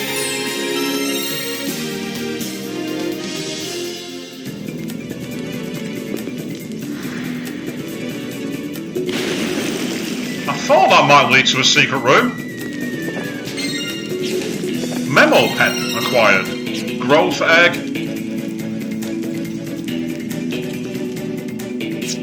And another one that's sealed by magic. What's the memo pen? Ah, adds a personal skill that nullifies amnesia. Interesting. It's sort of like says he loves how Wild House combat is everyone is always shuffling around, rarely standing still. Raises MTC by 1.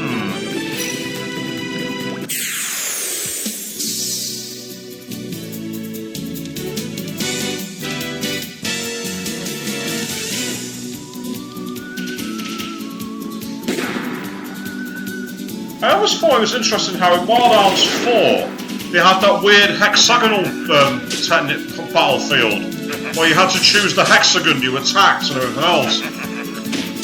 That was an unusual mix of real time and turn-based strategy.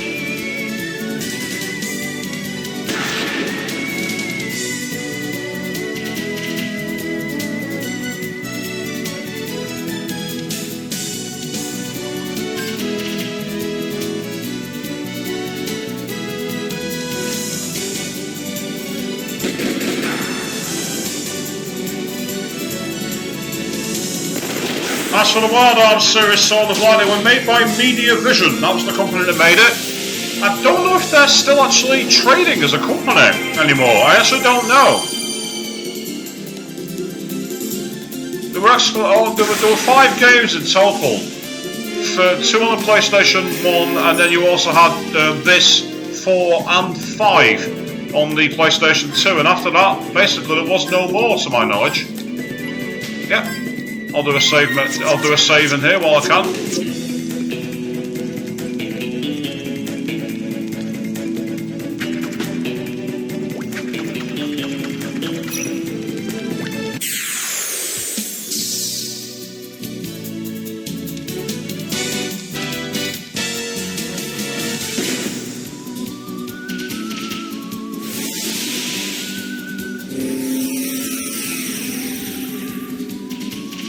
I missed.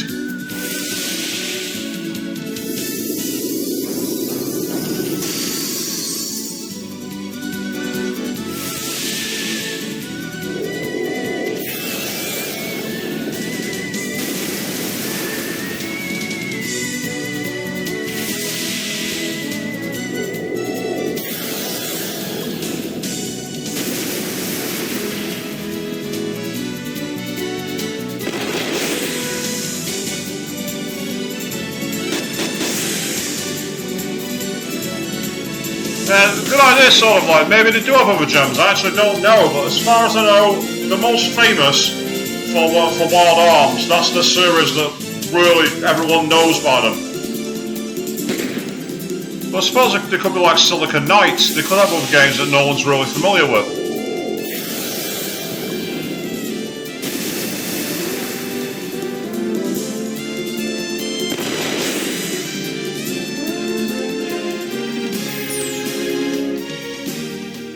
I've had an idea here.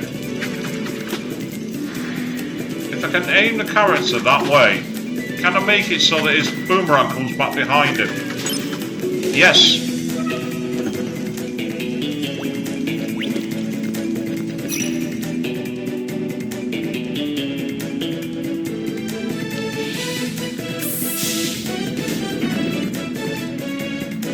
Ah, I see how this works. One can put out the fire, and one can start the fire.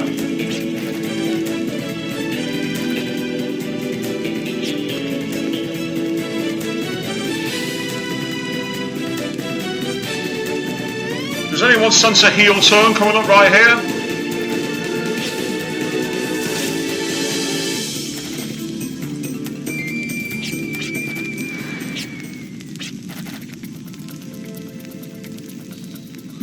You call me avaricious. Thank you, princess. Now, if I may, I must go cash in my treasure.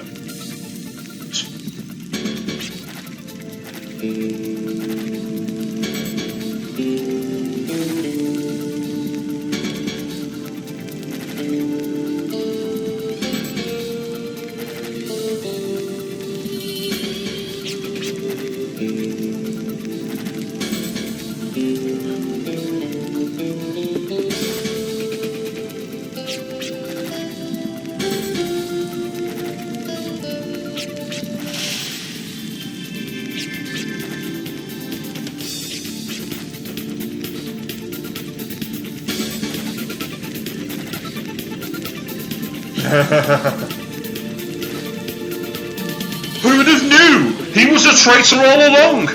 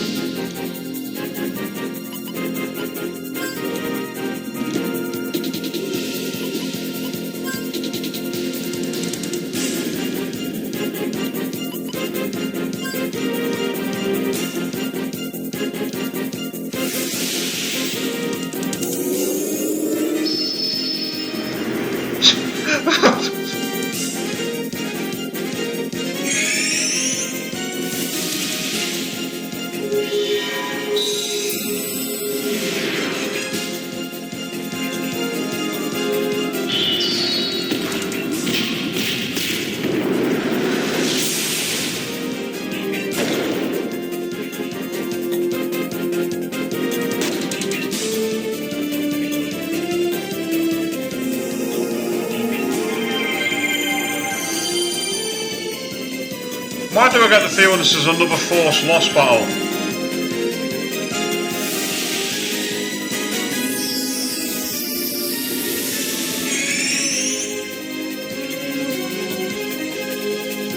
Zips up.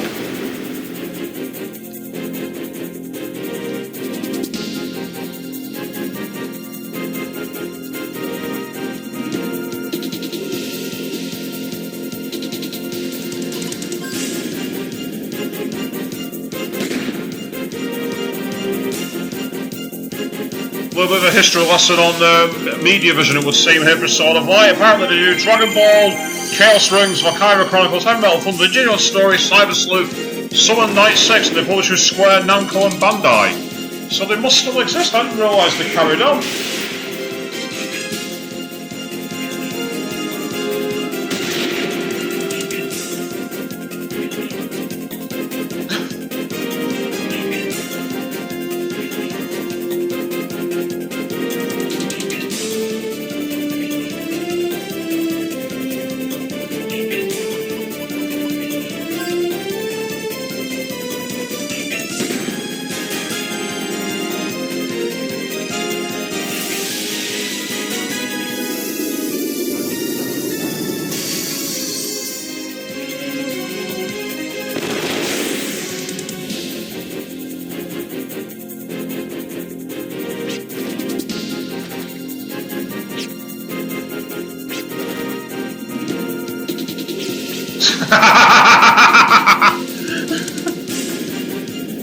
Michael Manil saying that this is a very unique game and you can't think of any like it. Well, apart from the rest of the Wild Arms games, Wild Arms 1, 2, 3, 4 and 5, there's 5 games in total.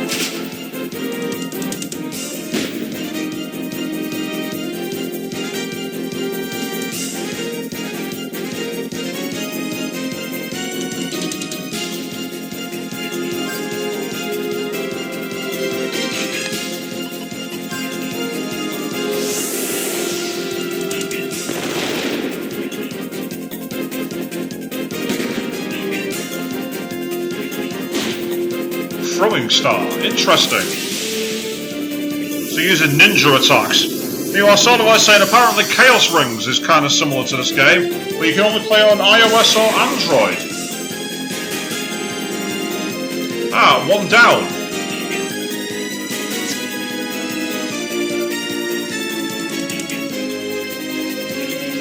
Let's all go out and attack him and shoot him.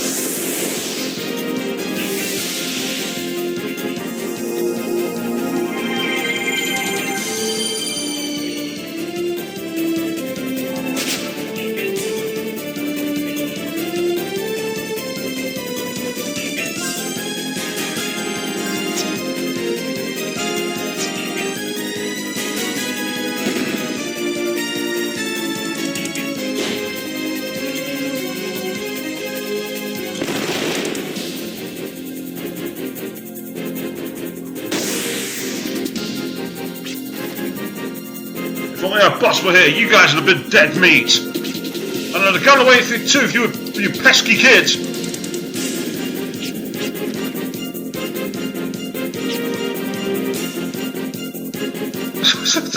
What the hell is Dario doing? And hello, we've just got a duplicator.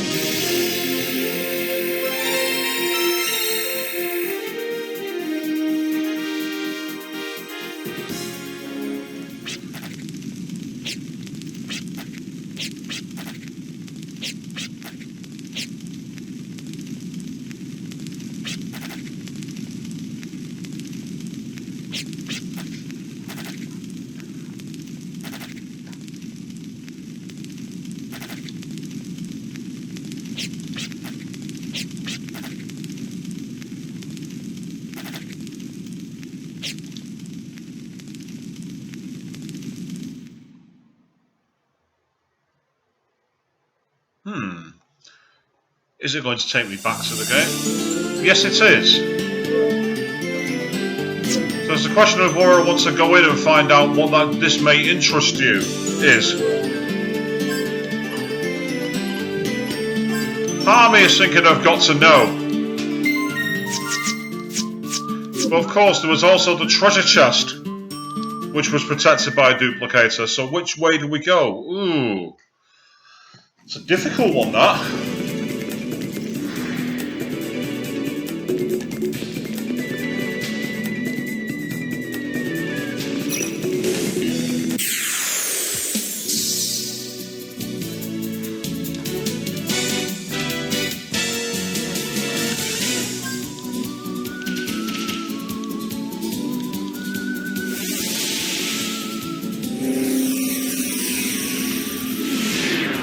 So what I really like about this game, I've said it before and I'll say it again, is the weird mix between like really rendered 3D backgrounds and cel-shaded animation. It's a very unusual hybrid. Makes me think of like something like Borderlands.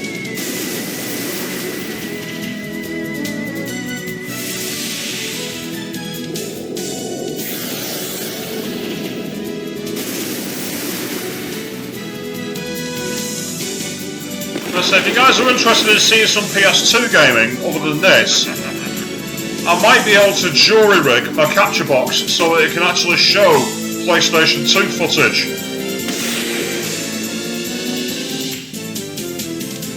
I've done it before. I did it with Gran Turismo 4 once.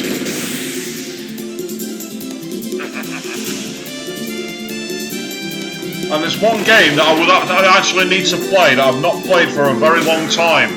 And I've only got it on PlayStation 2, and that is Devil May Cry.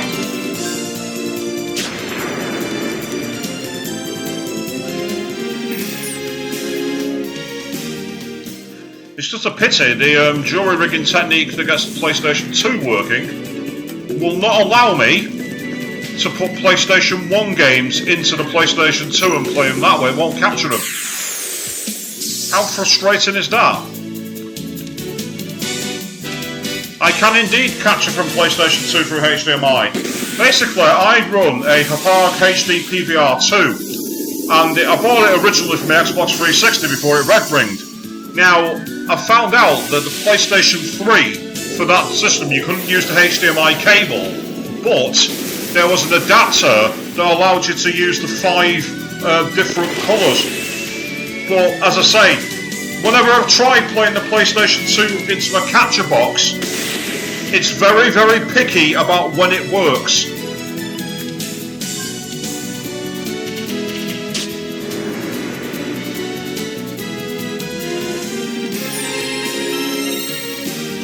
On the street, sort of like saying there is something you can buy on Amazon called PS2 HDMI to place your AV card with standard HDMI. I might have to look into that, see if we can get it working. Changes it from 240 to 480. I always thought the PS2 was 480 anyway, purely because of the fact it was on DVD. I was pretty sure that the rules were that the PS2 was, because it was a DVD system, was 480i.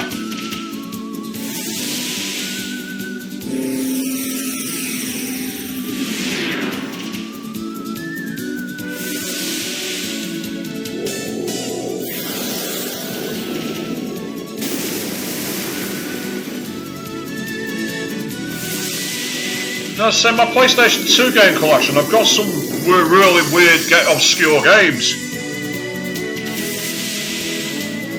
Don't forget, some of them, to be fair, I'm quite ashamed of owning, but there's others that make me go, I'd love to play them again.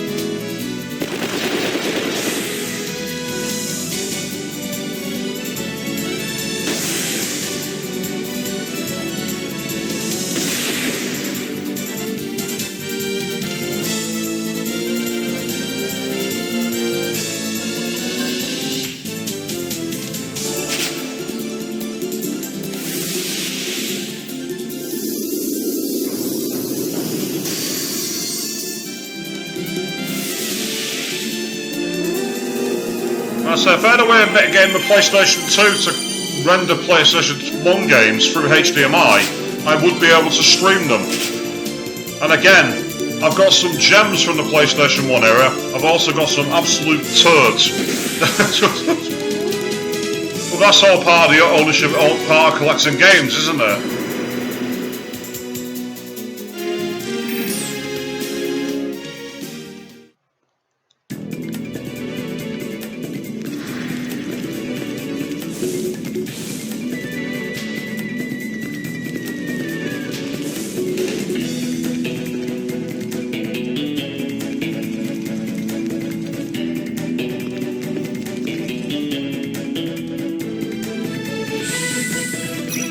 Hey, what's this on the wall?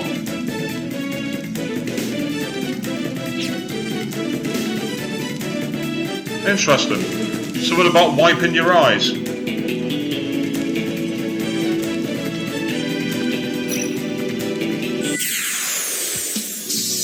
According to Solid Light, that PS2 HDMI will enter a Switch resolution. Well, if that's the case, I might have to give it a try. Now, what are we up against this? Some kind of Minotaur. And it looks like it's got a... Oh! Ha ha ha! Thank you, Jack.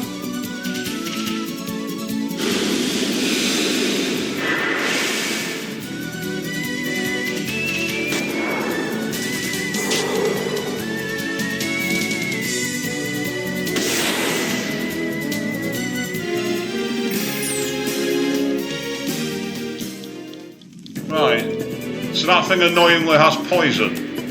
Luckily, I've got an antidote. An antidote being the key thing.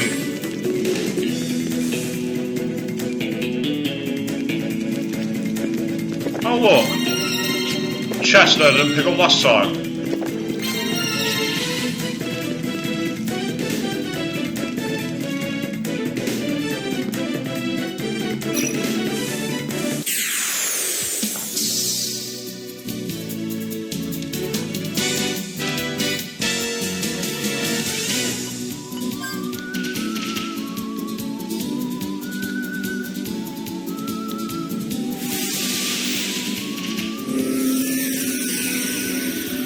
Well, I will say sort of like, thanks for the recommendation on the PS2 HDMI, I'll have to see if I can make that work.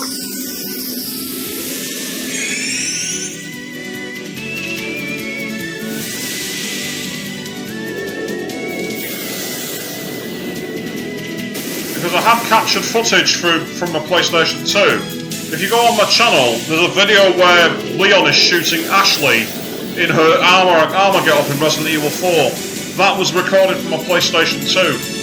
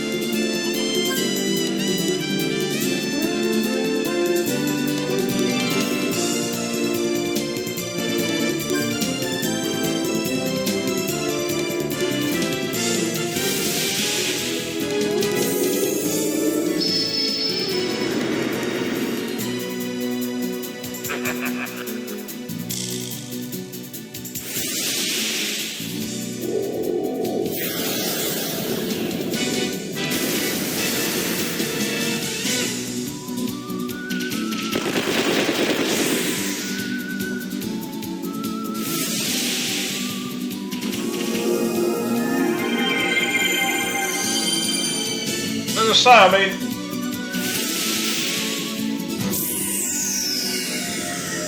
I've just opened my cupboard here. Some of the old games I've got on the PlayStation 1. I've got one on the original, Final Fantasy 8, Final Fantasy 7, Final Fantasy 3, Vandal Hearts, Metal Gear Solid, Chasing Express, Resident Evil 2. I've got some old games that I haven't played for such a long time in that kind of form. And of course, playing them in the legit version is actually a lot harder because you can't avoid any exploits or anything like that. Michael Manil says I'm echoing. I'm echoing. I think it's because I've got a very high ceiling and sound bounces back down. I briefly went over past my cupboard, so maybe that's why. I think I stood up for a brief while, and that's why I got into the echo mode. Because the mic I'm using is the one that's part of the computer, and the only reason I'm doing that is because, well, it's easier.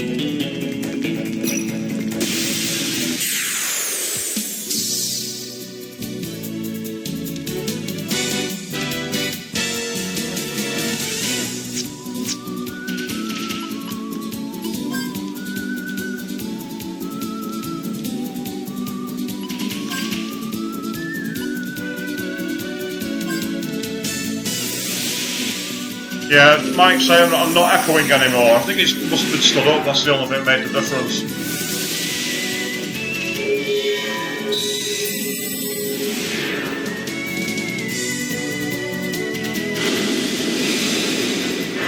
Oh, for God's sake. I've not got any antidotes. Oh, well, I know what his weakness is, but it's too late.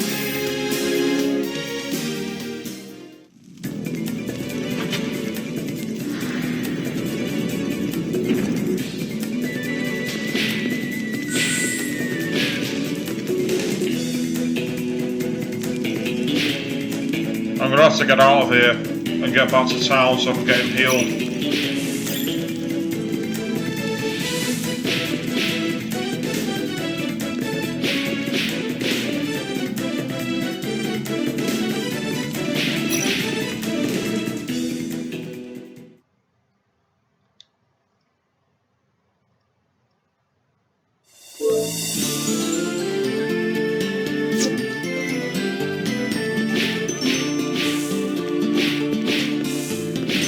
That's not annoying, is it?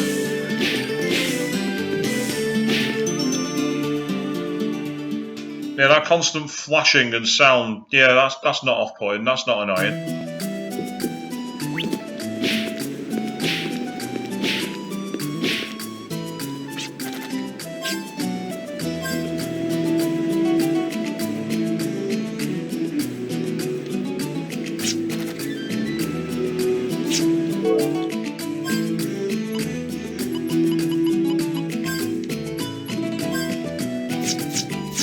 More like it now that it's healed. I am going to have to find out what those duplicators are. What those duplicator key things are. Why do you keep changing your prices? It was 170 last time. Now it's 195. I mean, I could go all the way back to Baskar and stay for 3, but I can't be bothered. It's like, ooh, you've got a little bit further in the game. Right, here's your reward. Bump up the price for the same crappy bed in some abandoned battleship. This game's economy is completely broken, it has to be said.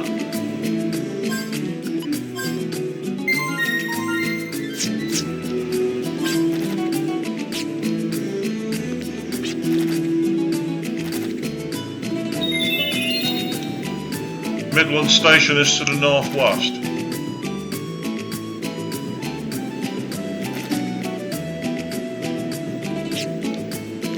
Ah. So if we go and clear out the monsters, we might be able to get something.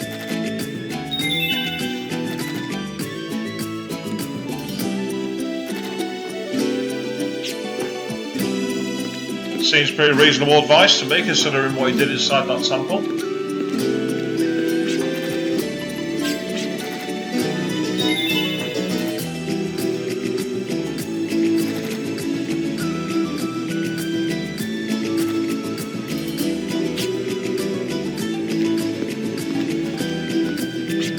There aren't many people in this town, are there? It's very small.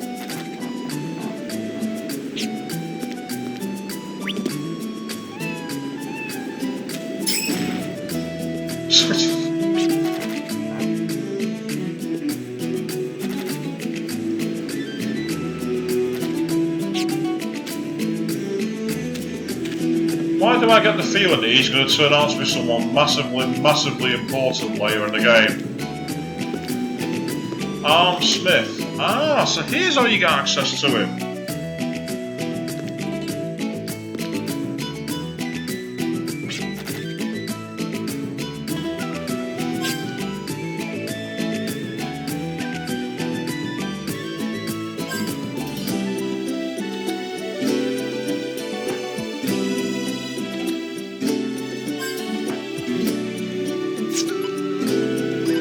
So to double her attack power, costs 1500 Geller.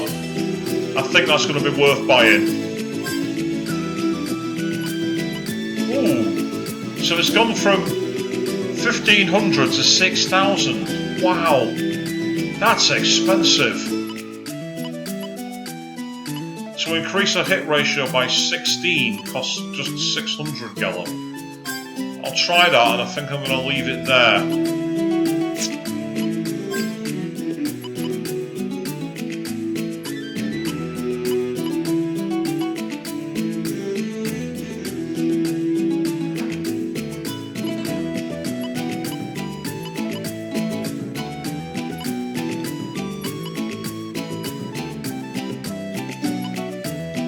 I can make that super strong, but right now it's not really needed.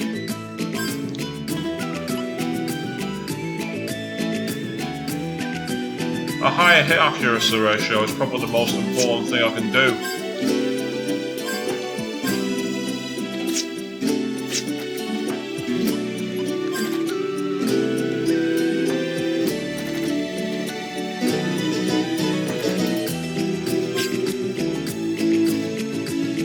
Sandcraft.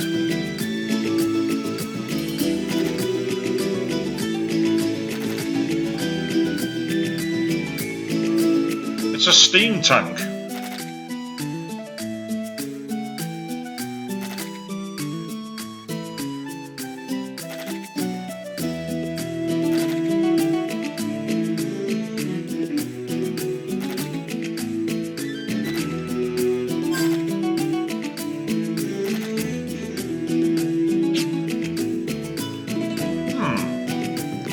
Get yourself a tank. That seems like a pretty reasonable exchange.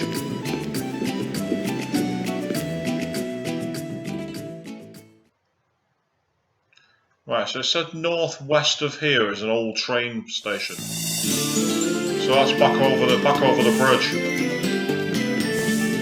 Out near Bascar, it would seem.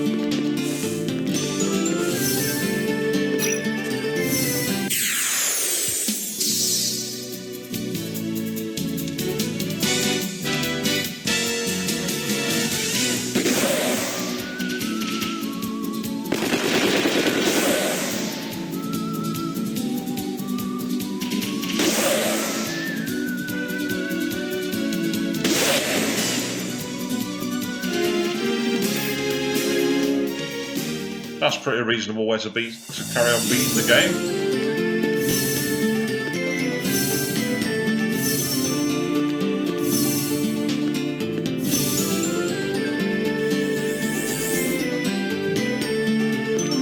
Look at how big she is compared to the town. I know it's a map and everything else, it's all about a game, but it's like you're suddenly a giant.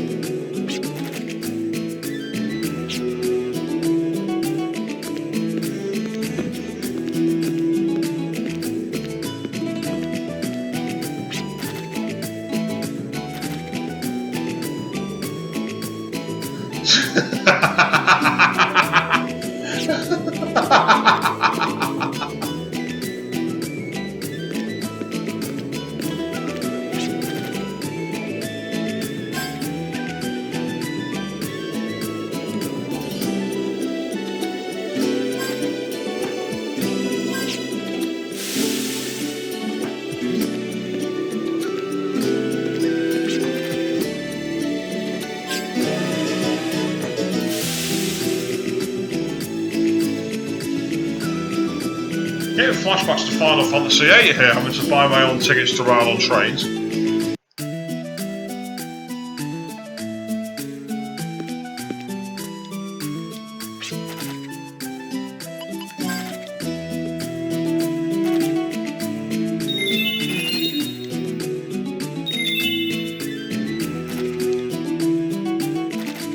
right where the track starts, famous for their horses.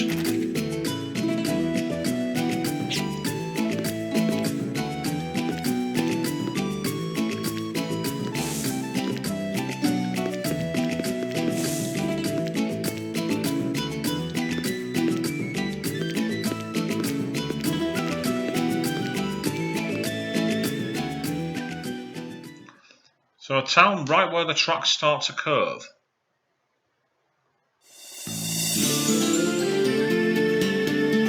Well, it'd help if we could see any train tracks, but there ain't no train tracks around here.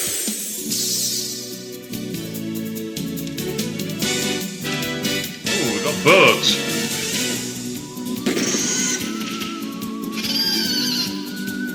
Oh, no you don't. Don't be stealing my goods. Here, have this.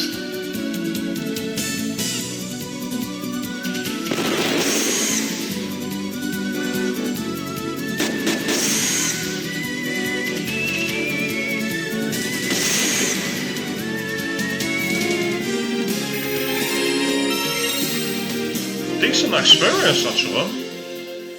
Not bad experience at all.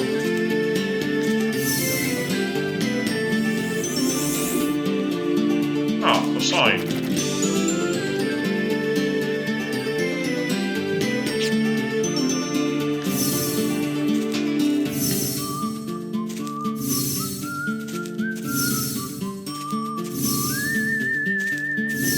This is one big ass place.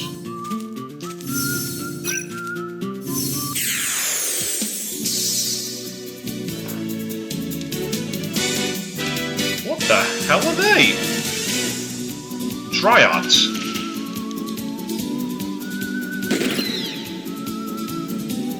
They look like a cross between chickens and Marlboros.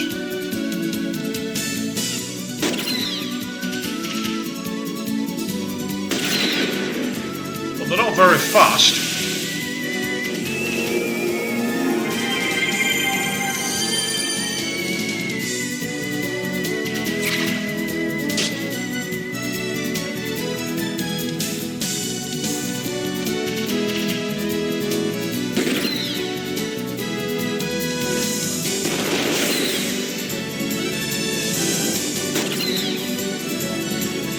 Shoot.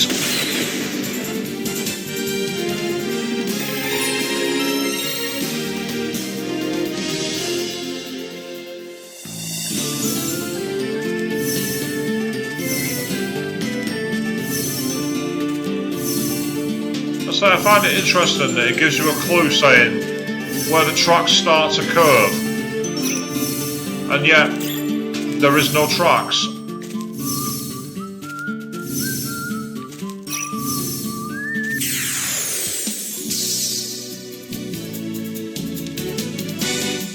Oh, it's these guys again.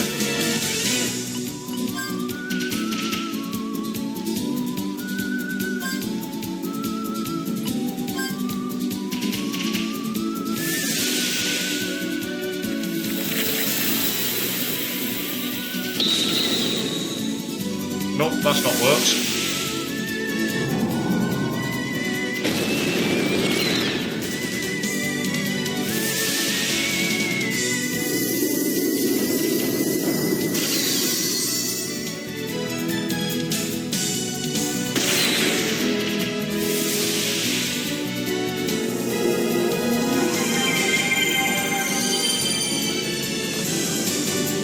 Yes.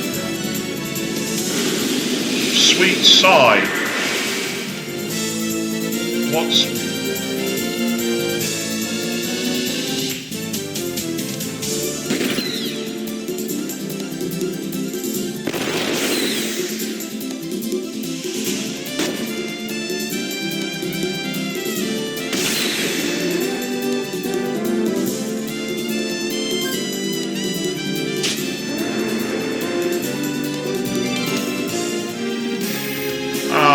I think I know what the toy hammer will do.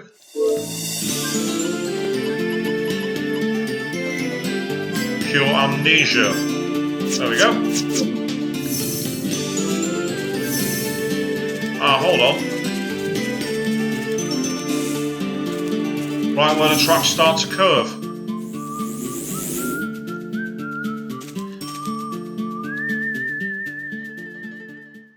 I like the fact the tracks disappeared where the station was. Well, hey the ho, we're here.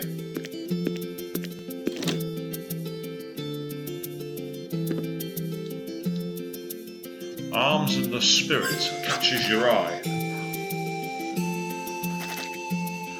Oh, we're going into Panpipes mode. Panpipes moves courtesy of Wild Arms.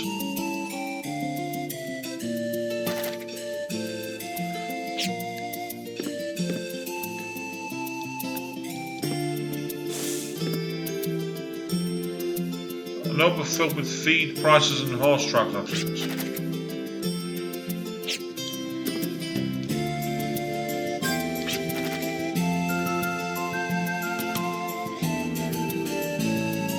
This is very soothing and relaxing music, isn't it?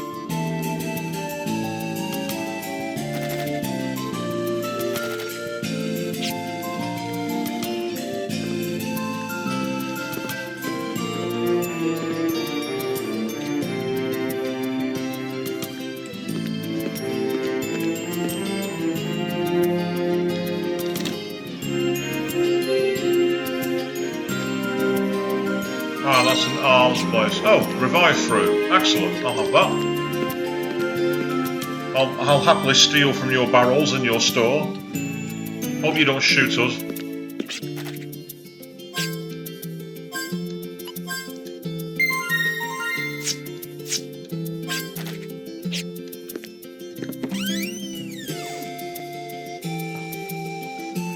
This is a proper saloon.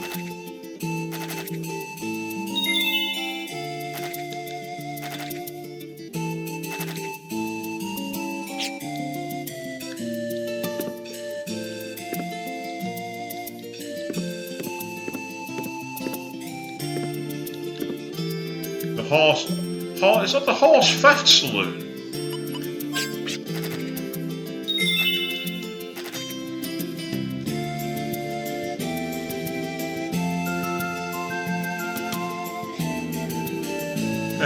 Michael Windell say he likes the shakers and pipes in this tune. I agree, it's really different. I love it.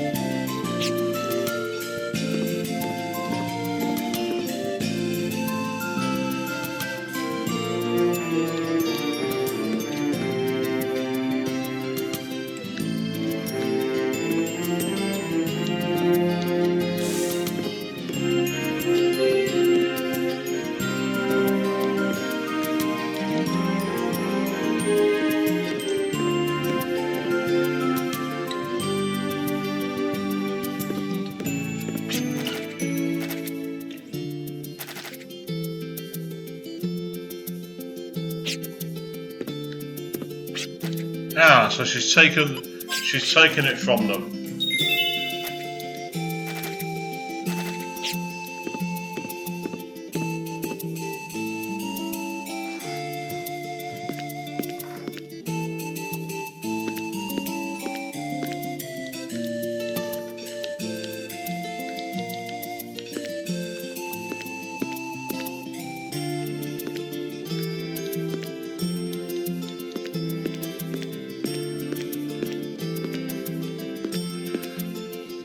Interesting. Gabriel Steisenvich saying that it's so quiet here, am I not in the mood today? I've been on air for more than 2 hours, I'm more than in the mood.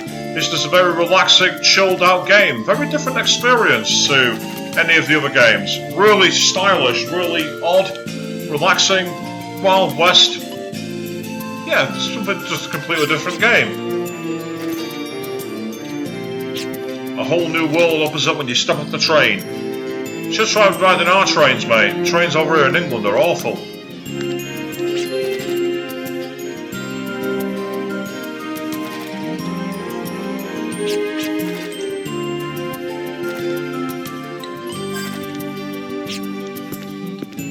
We will need horses, but I've only got 2,000 Geller at the moment. I don't want to blow all on horses just yet.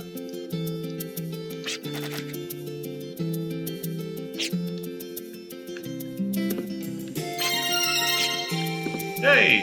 Another save coin that allows me to save wherever I like. That's always good.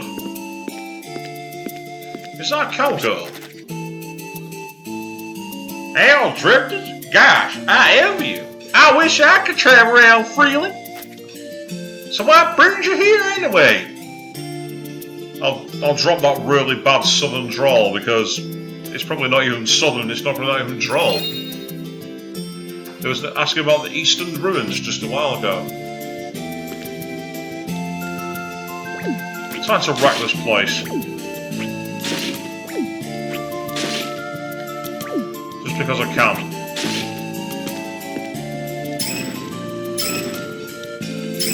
Now that's annoying. I've just thrown the thing and I can't collect it. It's stuck high up.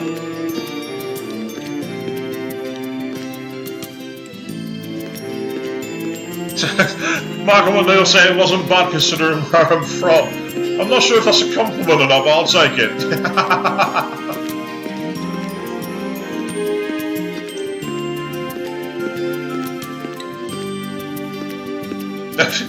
No, Gabriel, he wasn't asking where you're from. He was asking about my southern drawl, saying that apparently it sounded like me, and well, it sounded like him, and he's from Texas. Ah, good old Texas. I've not been down Texas, though I did go to Atlanta once, so not too far away. Oh, you can change your name by talking here if you want to. So I guess this guy should be named D-Pole.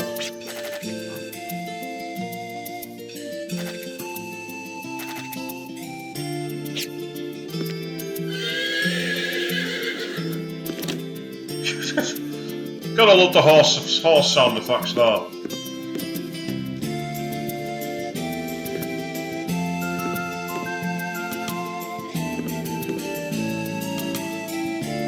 Forge and Bellows catches your eye. Would you like to read it? Piabble steel is much harder than hard steel. Think about it.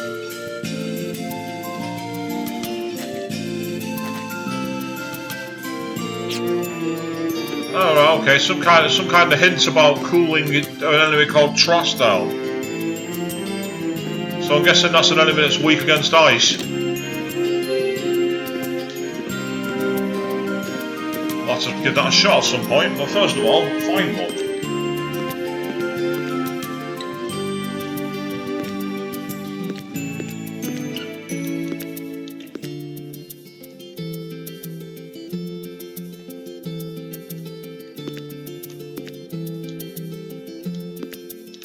Oh, that's annoying, a dead end. Normally dead ends on these games contain something worth collecting, but here it's just a few fences.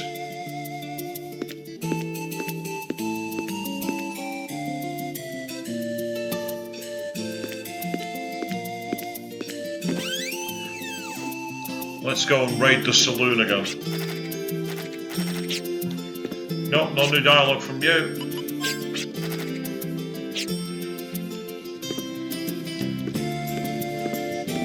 I wonder if the guy who's the travelling merchant might know about these eastern ruins, actually. It's the kind of thing he might be aware of.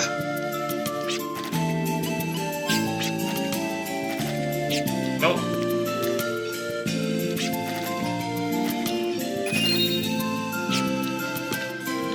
Well, if it's the eastern ruins, I guess we've got to go east. So let's do it.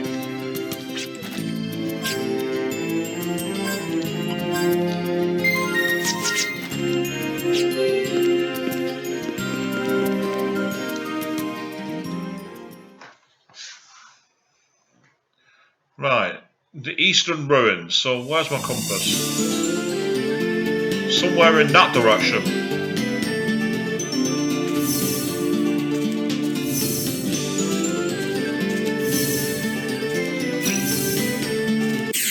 I quite like the look of this corner.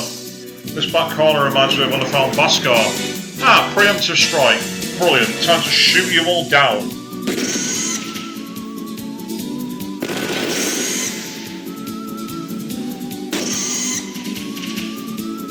Gabriel sswish saying that this looks almost like Final Fantasy VII. I don't think it does. For a start, it's more cel-shaded. In fact, my friend Martin believed it looked more like Zelda: A Link to the Past. Even though it's a PlayStation 2 game, it has a very old school look. And again, it's that unusual fusion of like 3D worlds with cel-shaded backdrops. And they knew it, right in the back, by the walls. Here's where it is. A place called Serpent's Coils. Gabriel asking if I'm going to do Final Fantasy VIII later. Not anytime soon. There's two reasons why. The first reason is I don't have a way to capture my PlayStation 1 footage at the moment, and I haven't got the PC version of it. The second reason, though, is that my friend from Canada, Trish, is planning on doing a live stream of Final Fantasy VIII. That's Queen 000, who's on my subscriptions list. She'll be doing a stream of that towards the end of the month when she's got her software sorted. So, if you want to see FF8, watch that stream. And she knows a damn sight more about that game than I do. In her own words on my stream last night, it consumed her life for a long time. I'm going to say, Final Fantasy VIII does get a unfair rap, actually. A lot of people call it one of the worst games of its kind, and I disagree with that quite a lot. Yeah, it's flawed, but it's really not worth the hate as it gets. Oh, what the hell? We got jelly blobs. No effect. Oh, you gotta be kidding me. They're immune to firepower. Right. Okay. If you're gonna play that game on me, let's go mage on your ass.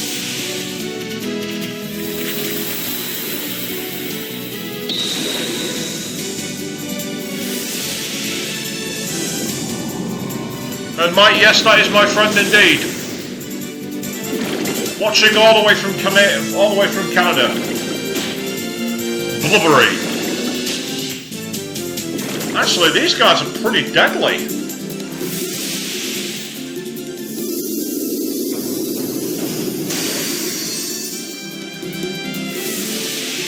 Interesting comments about FF8. Mike, you're one of the few people I know who actually thinks it had a great storyline. It was okay, but it wasn't exactly anything truly amazing, in my opinion.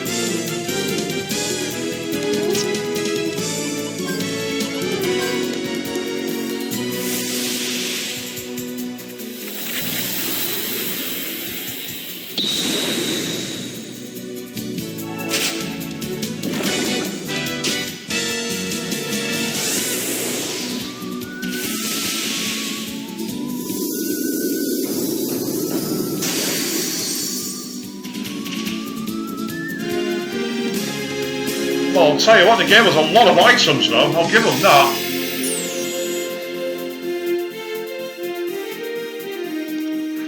And Gabriel Sideswitch saying that he believes that Final Fantasy VIII is such because of the lack of materia.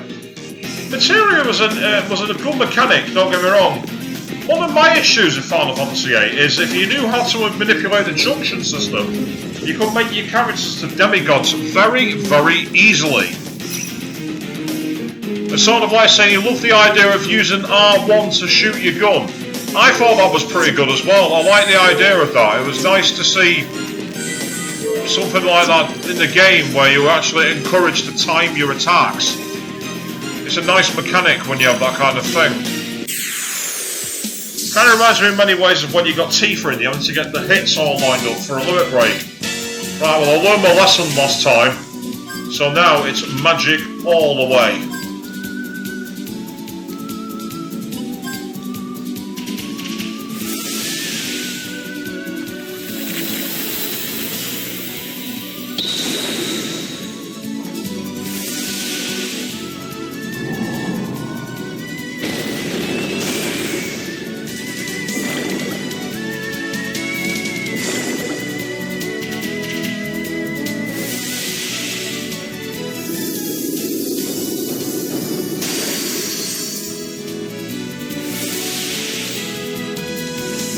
One of the things I loved most about Final Fantasy VIII though was the limit break of Cell. I love the idea that like you were fighting and you could choose what attacks you used and how you did it. I really thought that was cool. It was a mechanic that's not been seen much since.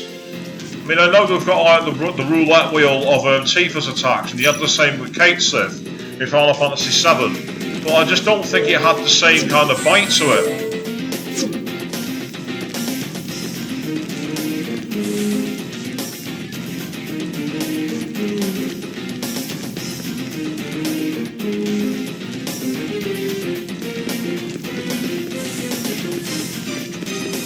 Damn it, I thought those spheres had come back. That's frustrating.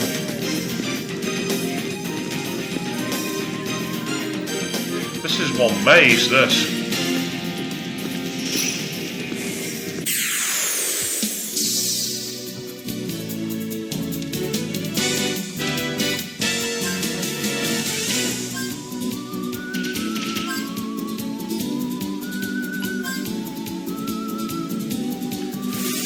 Michael O'Neill saying Zell's Limit Break was probably one of his favourite Limit Break mechanics in any RPG. And sort of like following that on, saying that Limit Breaks were broken in Final Fantasy VIII. I do agree, yes. Not only because of the aura spell, but because of the actual attacks themselves. Zell's Limit Break in particular, if you knew the right combo for it, you could easily do in one move anywhere upwards of 500,000 hit points of damage. If you actually got Zell's attack power to 255 and used the technique known as the Armageddon Fist, which was punch, rush, heel kick, punch, rush, heel kick, punch, rush, heel kick, you could do hundreds of thousands of damage. And it was so easy to do, there was no way to stop you almost.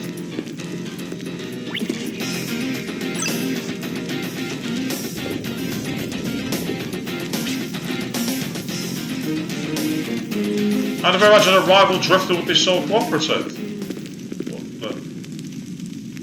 Oh my god, it's a guy from the 70s, what the fuck? So we've got Link, Calamity Jane, one of the Goombas from Final Fantasy VIII, and that weird alter ego for Eddie Gordo in Tekken 3 against me. Oh, they actually called him Afro, are you kidding me? They actually called him Afro? Afro Blonde. This lassie needs to get out more. Cat question mark. Did the writers do this part on the day off?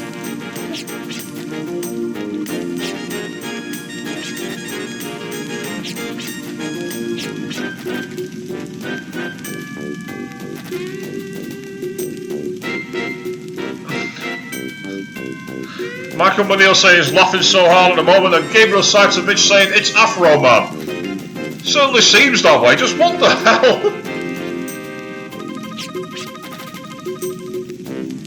I'm just me, stop talking such nonsense.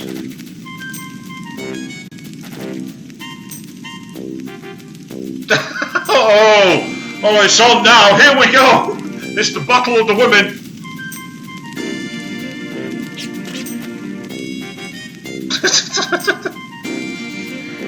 Sort of like, hey, it's Afro Samurai! Oh, don't remind me of that game. Whoa.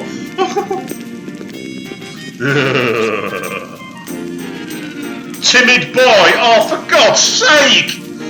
So we've got blonde, Afro, cat, and timid boy.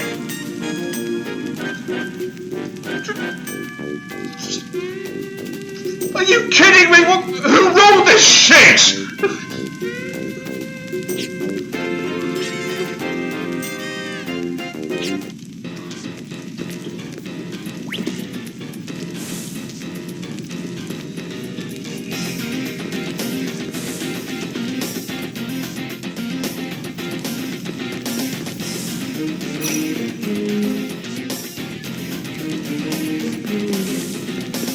Oh, come on, no, sort of like, not on my stream, pal, not on my stream.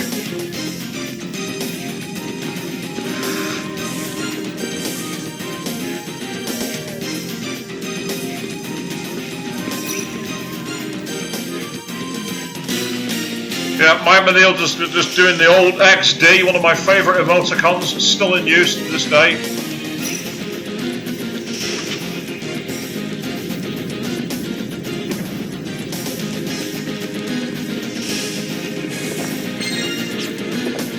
Three lucky cards and a Gimel coin, that's useful.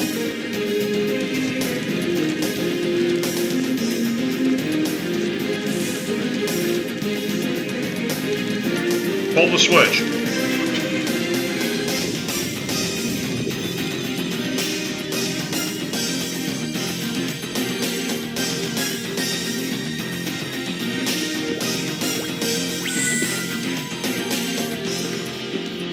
That bit was pretty cool.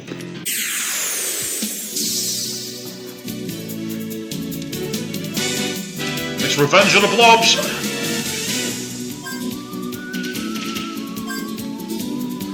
I could listen to this battle theme all day. It's fantastic.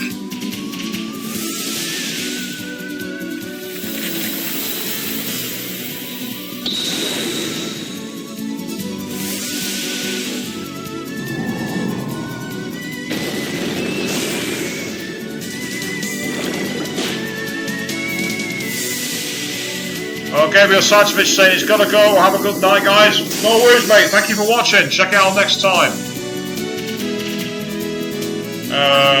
Gonna go in with the big guy.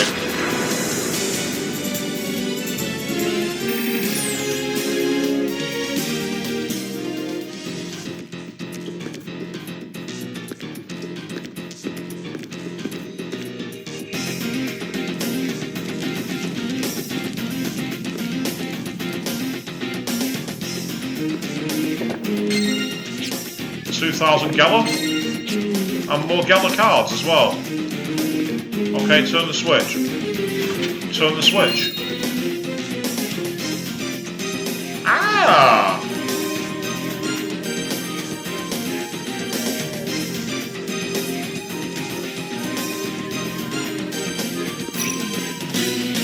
I like that.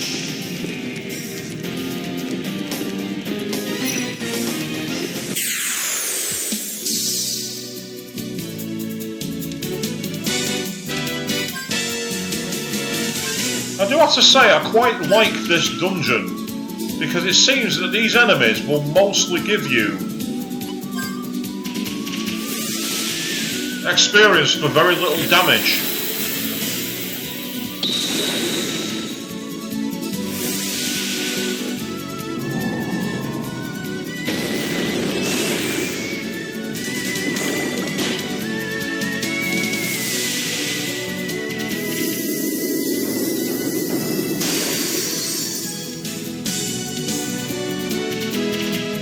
Find the treasure chest.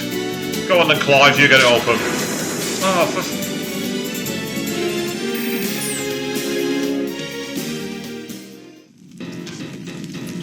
Sword of Light asking, he wonders what the Queen's asking for dinner.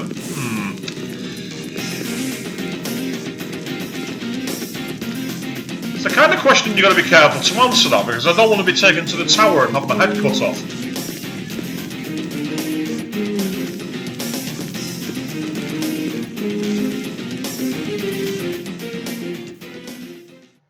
Oh, I've gone out. I've gone all the way back to the start of the game, haven't I?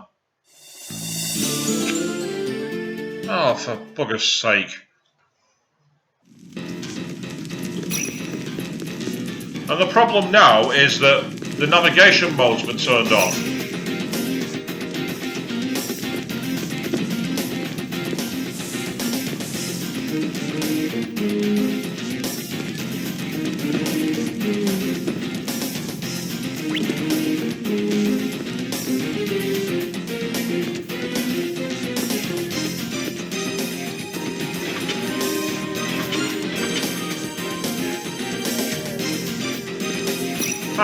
Fortunately, I found my way back to the navigation area. That's useful.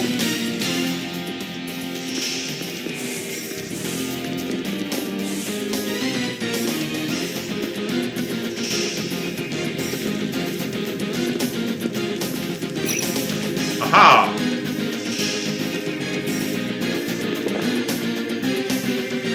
It's empty. Boo!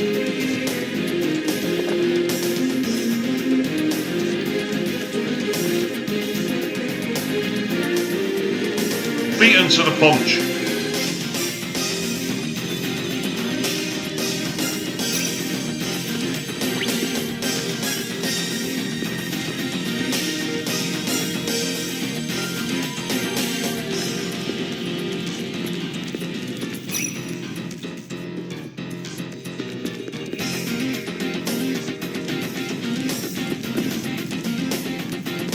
Ah. I can't get through there now because of the bleeding barrier in the way. Shite!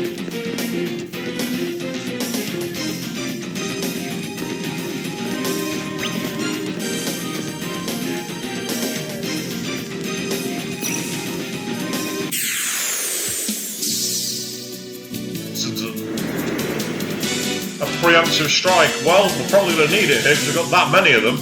We want to get rid of them as quick as possible.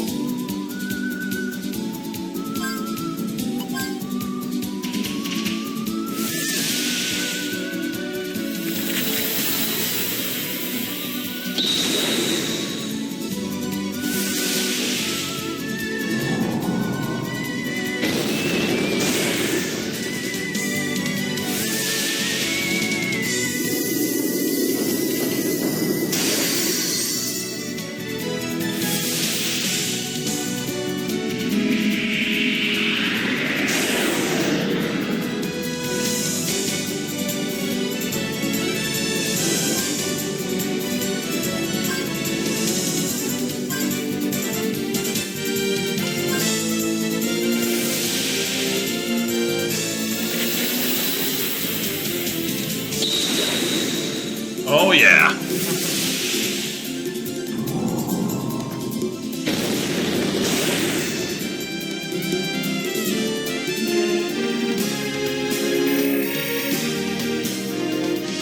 Good experience, good items. Those gems, what do they actually do? Ah, so it literally just gives you an attack with the weapons. That's pretty cool.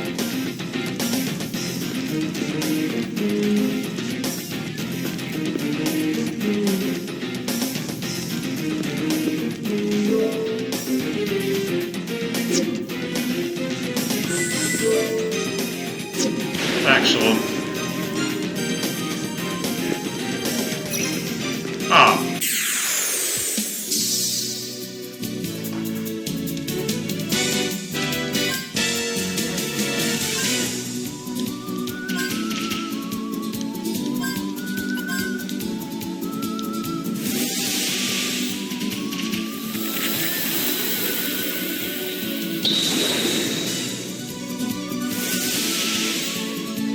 This is one of the more interesting dungeons I've seen.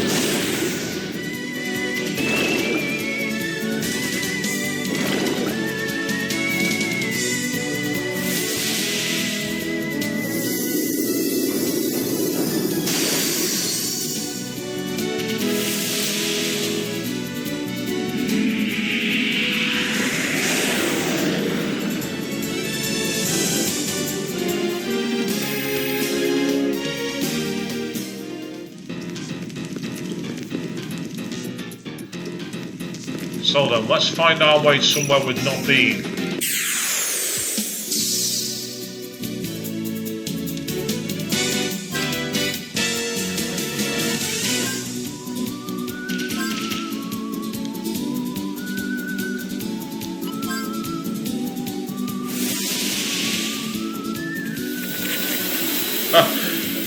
Sort of like highlights of the PS2 era dungeons were very confusing. It's one of the ways they made up for the hardware limitations, wasn't it? They always made them where you had to double back and constantly try and figure out where you were going.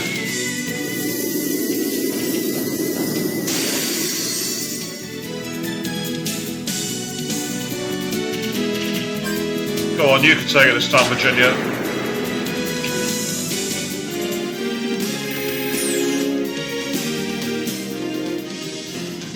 Yeah, the textures, you're quite right, Sword. The textures really were still getting there. they're obviously into the next generation and like have figured out quite a lot of the processes, but it was still nowhere near it. It's like, it's fascinating looking back at some of the early 3D textures from the PlayStation 1 era. Some really fascinating like styles there, it has to be said.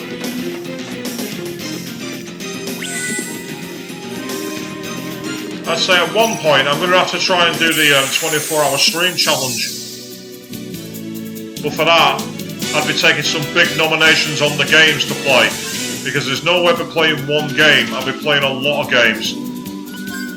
And that may happen in the summer. A special one-off stream.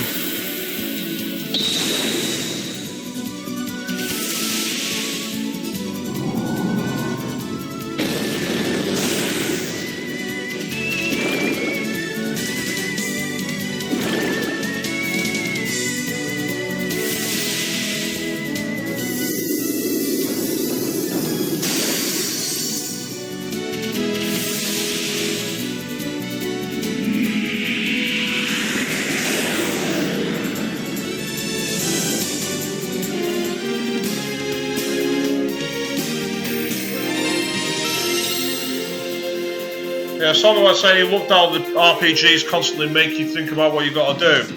Well, you've seen quite a few of that in my streams. Like last night's stream, how long did I spend running around in the overworld going nowhere until I realised it was right on my doorstep where I needed to go next.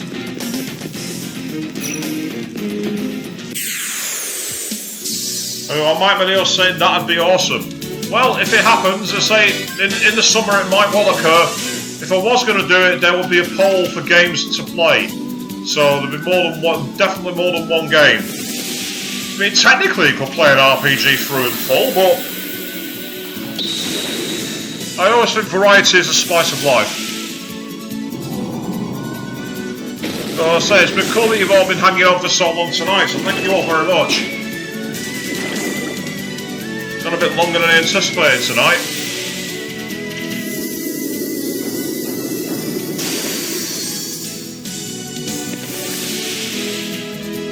Say I'm probably going to also try and come back tomorrow night. I normally don't stream at the weekend, but tomorrow I'm actually doing nothing.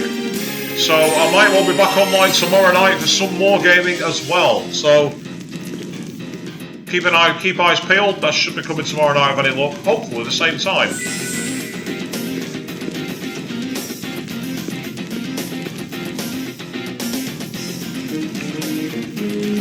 Sort of like saying it should be an RPG I can beat in 24 hours live. Well, there's quite a few that's actually possible with.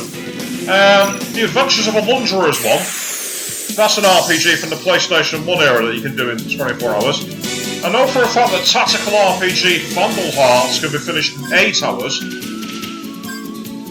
including doing the Trials of Terror. I've done it.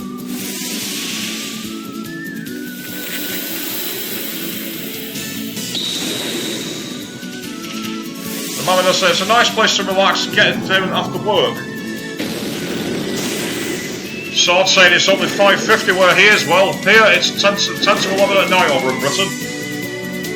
And unfortunately I've got an early rise tomorrow, so I'm going to have to sign off soon.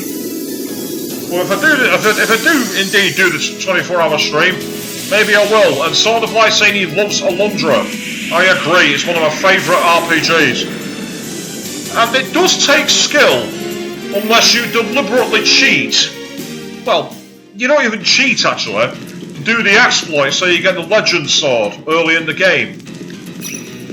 So I actually know a way to get the Legend Sword as soon as you get the Power Glove that allows you to lift heavy rocks. And that weapon is so powerful, it's actually more powerful than the Holy Sword that the villagers give you.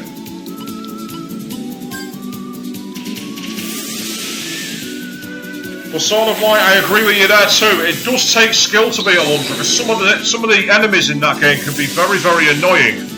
And I also still love the concept behind the chapter of the game called Aline's 15 Minutes, with the whole take on schizophrenia. I thought that was really good. Yes, the puzzles in Alundra were a bastard as well. You are not wrong. but they weren't as bad as Rumpelstiltskin. You're being a bit unfair there. In fact, I don't know what the adventure game was called, but there was an adventure game back in the day on the PC where the answer was Rumpelstiltskin's name, but you had to spell it back to front, top to bottom.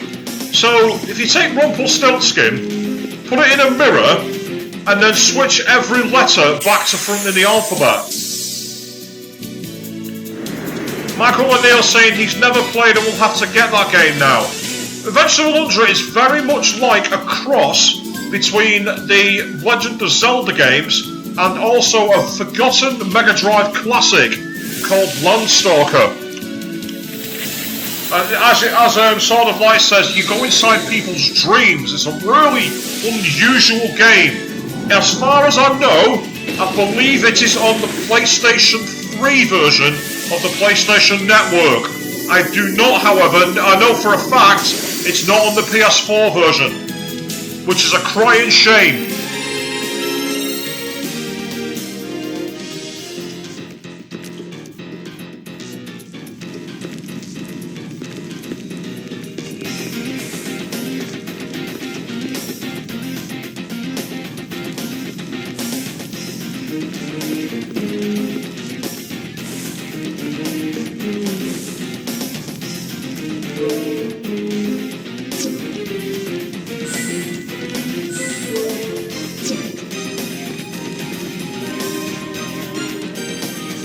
Sword of Light, I agree with you there, spiritual successors of Landstalker.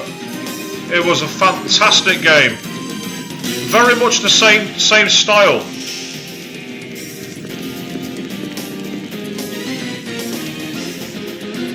Yeah, Mike Manil says he's going to have to get Wild Arms 3. I highly recommend it because I'm having a load of fun playing it. And again, if you've got the PlayStation 3, on the PlayStation Network, Wild Arms 1 and 2 are on it to my knowledge as well.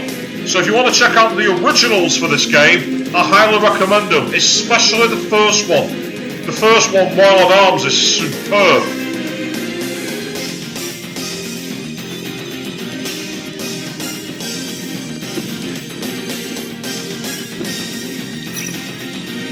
The problem I've got here is I'm trying to get access to that bridge.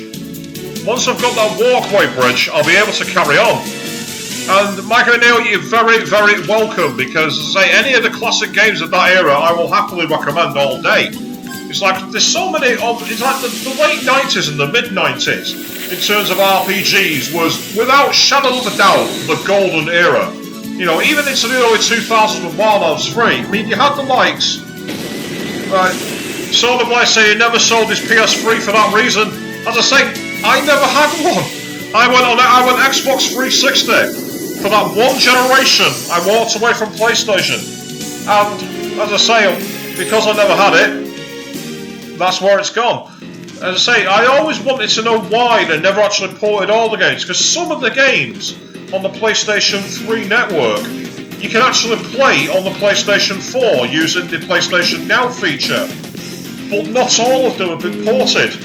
So you can play Resident Evil Code Veronica, for example, and you can play Sonic Adventure from the Dreamcast, but you can't play Breath of Fire 3, you can't play Wild Arms, you can't play The Adventures of Alundra, and that is a crime, in my opinion. Because as much as I love Resident Evil Code Veronica, and as much as I love Sonic Adventure, they do not compare to either title.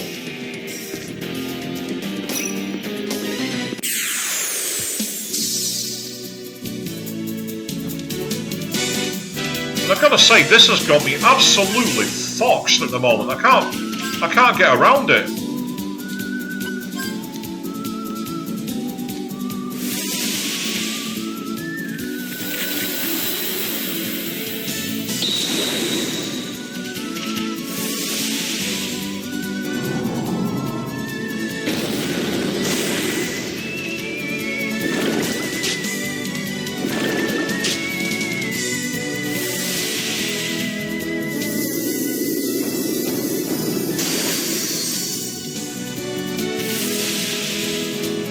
The only thing I'm hoping for, actually, is I know for a fact that in response to Xbox announcing that whole switching ability to be able to get access to old games, Sony announced something very similar, which was going to be kind of like a successor to the network's PlayStation Now, kind of similar to the Netflix of PS gaming. So I can only hope that that comes to the UK, and if it does and gives access to all those old classics, then that will sell me on getting it.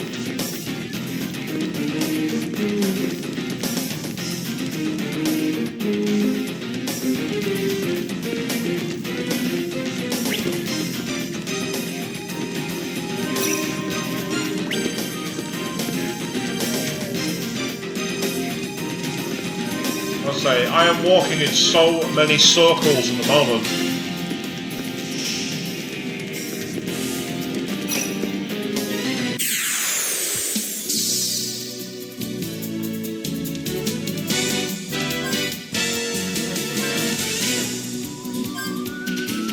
Still, we've got that awesome music to keep us tiding over at least.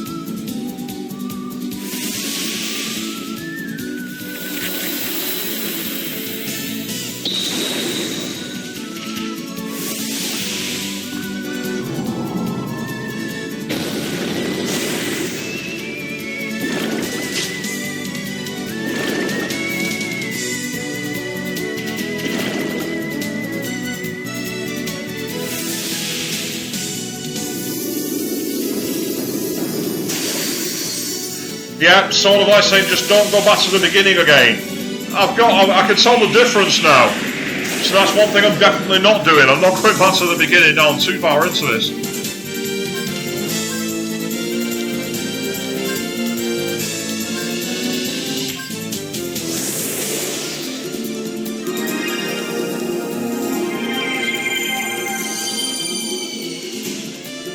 Probably not really needed, but hey ho.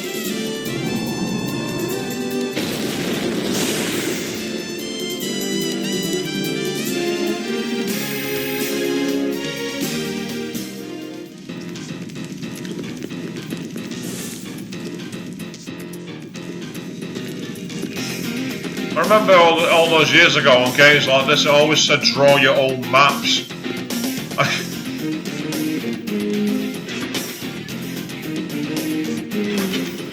Oh, that just turns it on and off the activation. Ah, but I've just noticed, I can't believe I've only just noticed this, but in the bottom corner there's actually a floor counter.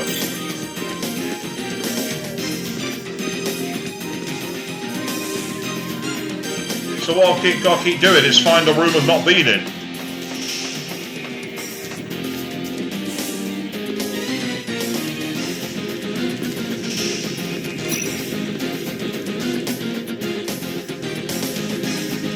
Aha!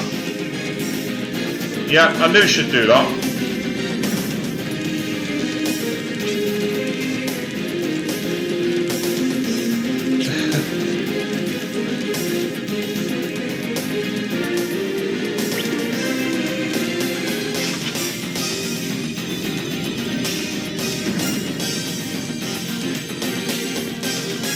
Right.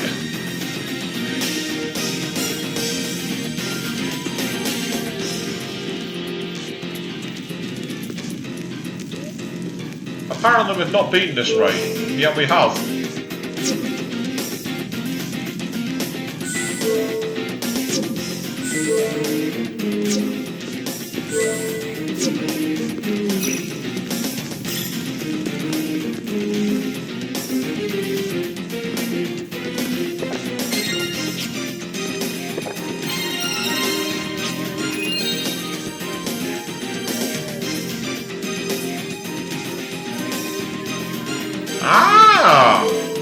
That's clever. Meanwhile, on the stream, sort of like says, had to write down a lot for Ulundra. I like the 6 wizard puzzle. I am before brown, but never next to white. Oh, God, yeah, that was in wasn't that in Lars's crypt?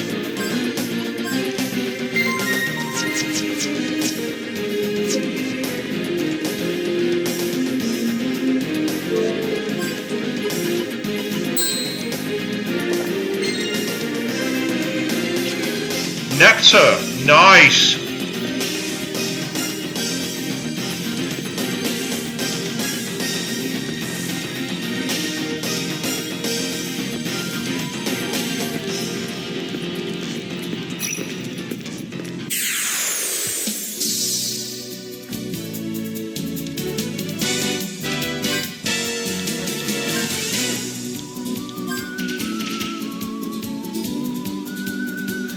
Yeah, Lars is correct. The one that used to annoy me on that one was when I was 14. The one step forward, two steps back is the rule for a world gone black.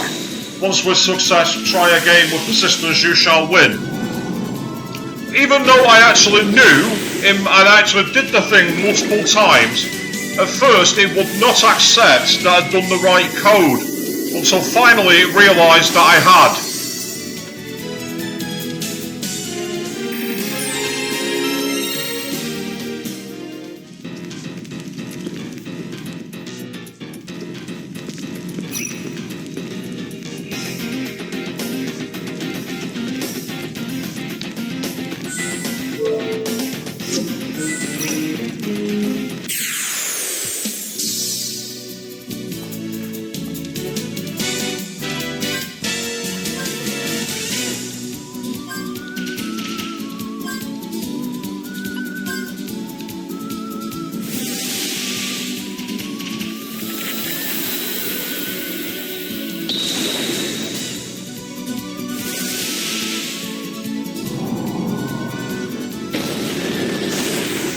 Sort of like erupting into laughter on the stream. What is it that's made you giggle so much?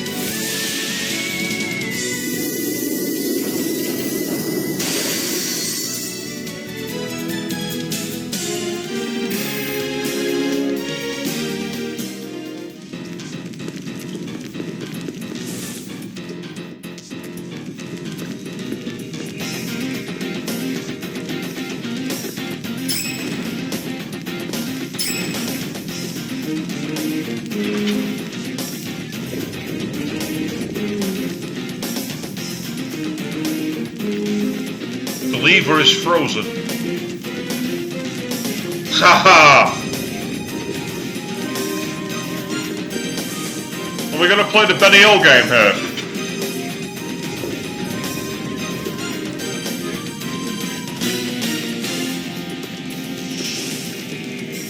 Yeah, we are.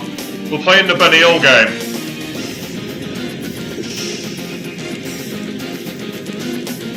Aha! I know what to do. I know exactly what to do.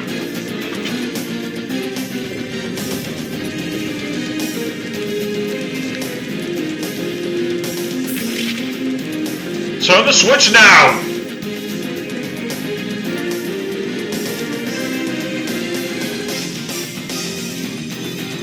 Haha! Oh, come on! You let her push past you like a punk, you stupid idiot!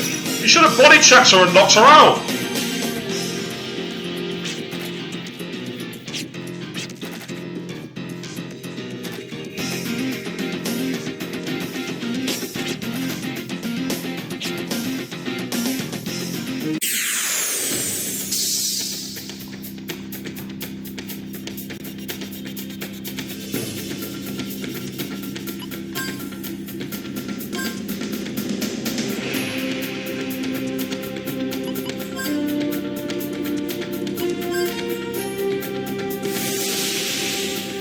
It's sort of like saying that Wild Hours and Breath of Fire share commonly some characters out of battle and some actions to remove obstacles. Afromancer just slapped us.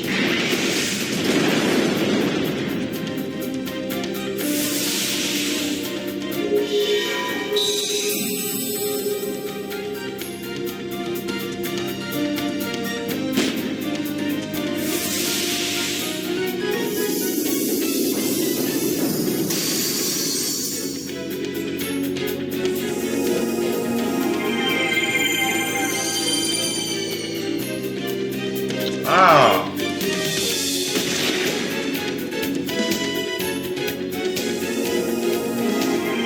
Okay.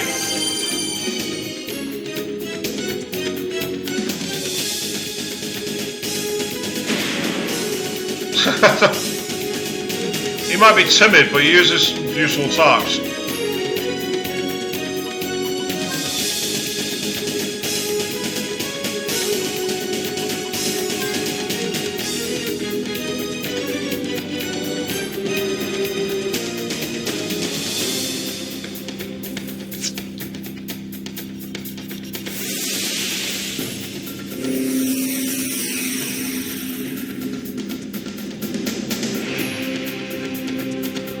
Psycho Crack! No way, that was the very first move that Jack had in the first Wild Arms game.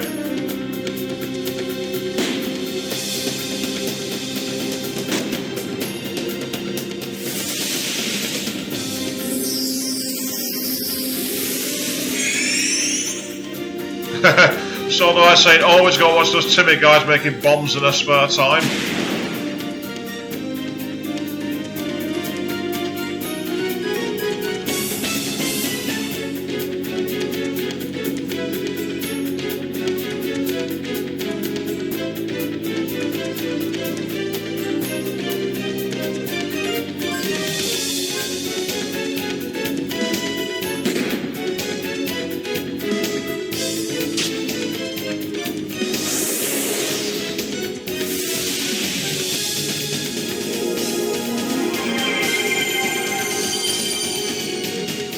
That'll do. Nice little heal for a minute.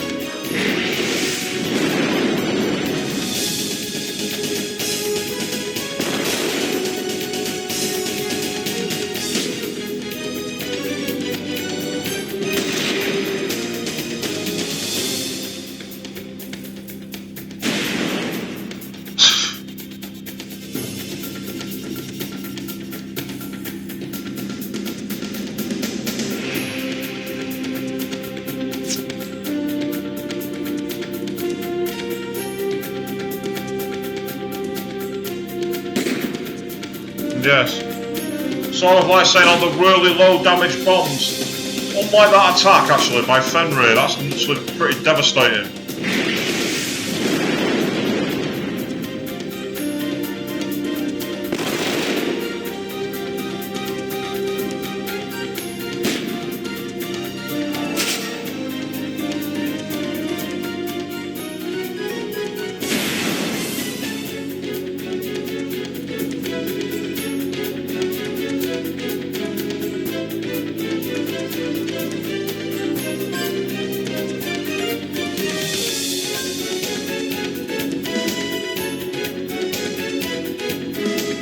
Let's just take him down.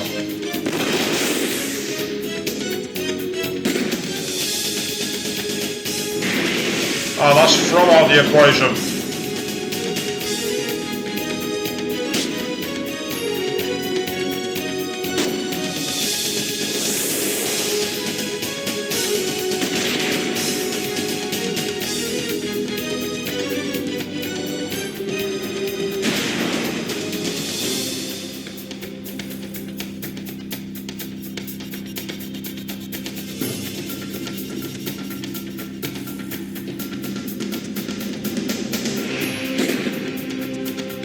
She just shot a cat in the back.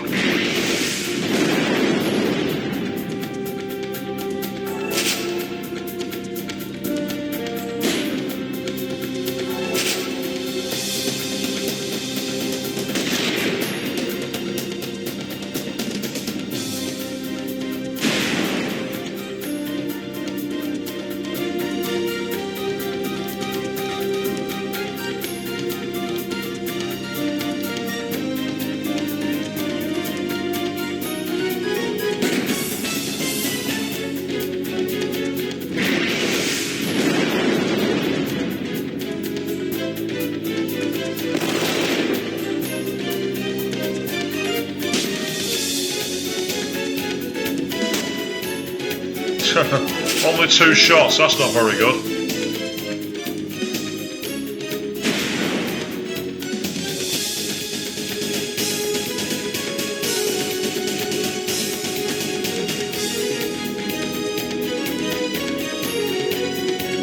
I'm loving the music, has to be said.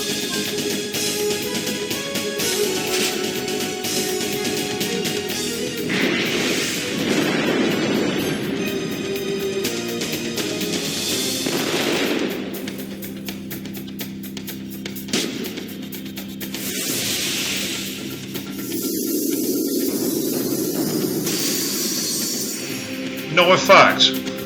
Right, so fire's his weakness then. Or wind.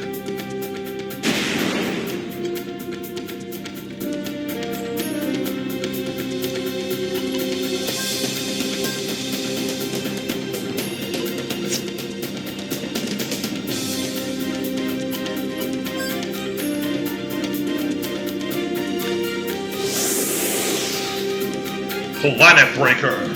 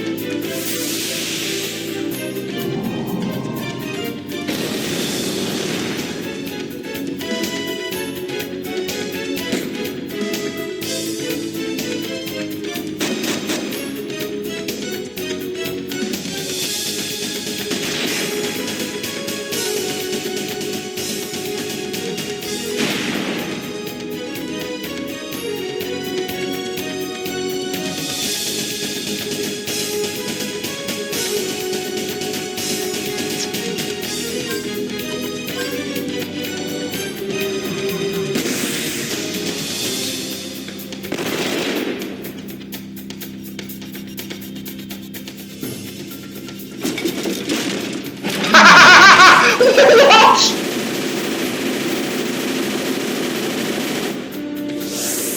She just dropped a Gatling gun out of her underwear.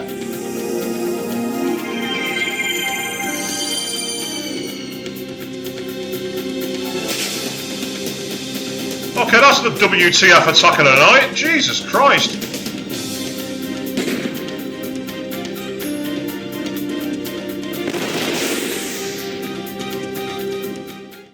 There you go.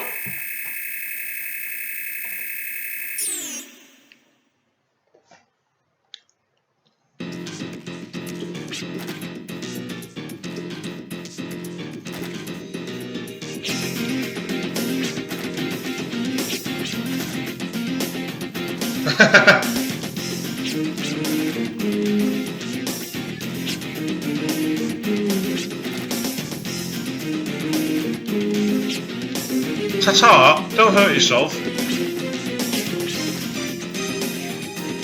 Maya Schrödinger?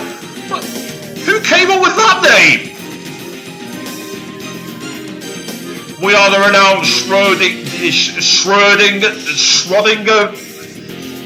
the Dinger family. Sort of like saying he's glad he didn't mess this up with voice acting. Yeah.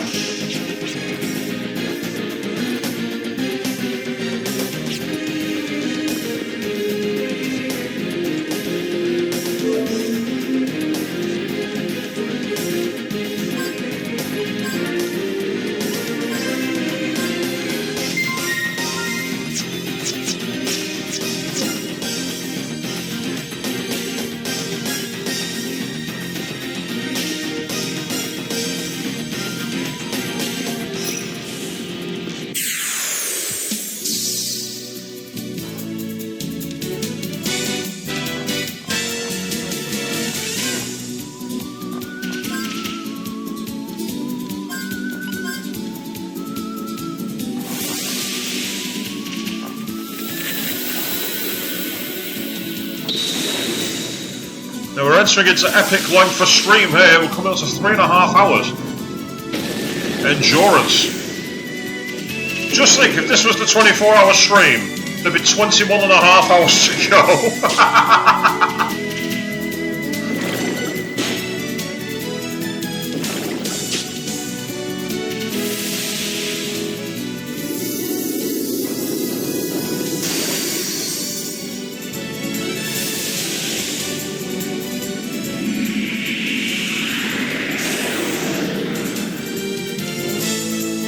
Asking how would I stay up Sword of Light?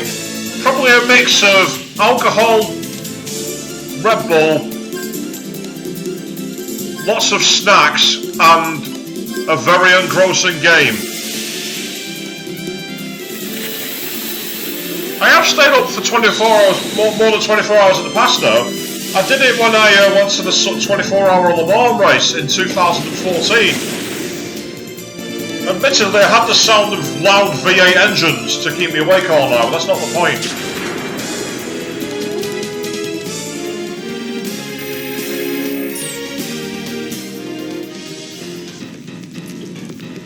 Yes, let's get these treasure chests.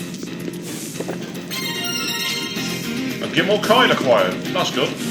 I only just used one, so I'm happy with that.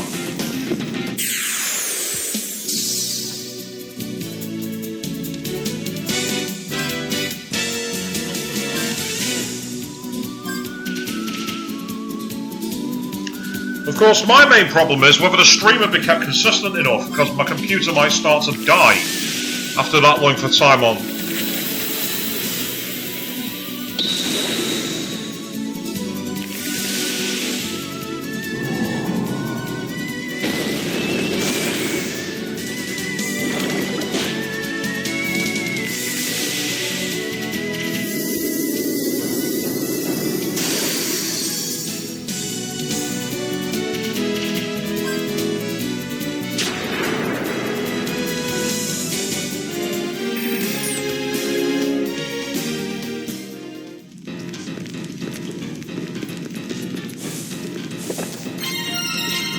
A duplicator! Yay!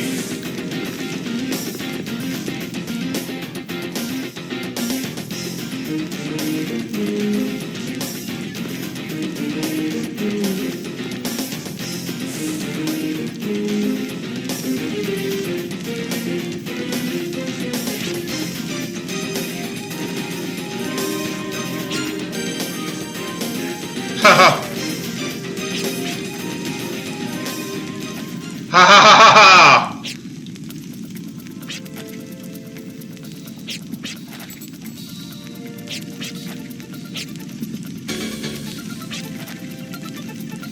Why does everyone hate us?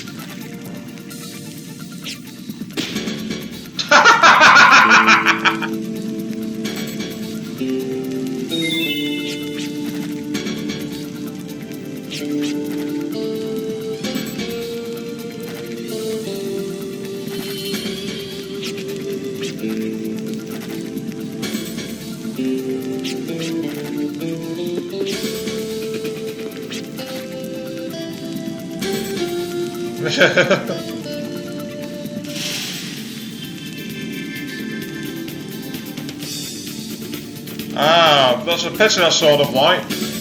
And I'll say the PS1, the components don't work through my, PS1s don't work at all. Like when you heard Janus the Anus, Janus the Anus. I like it. Oh.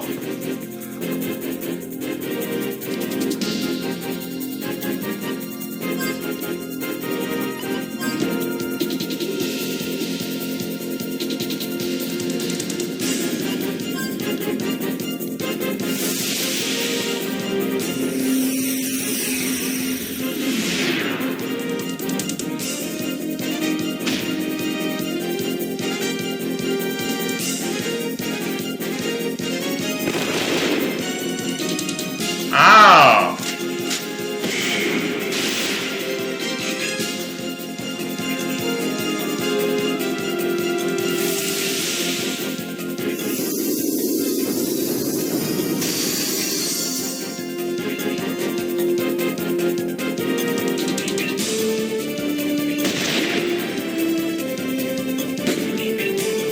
Ha! I missed!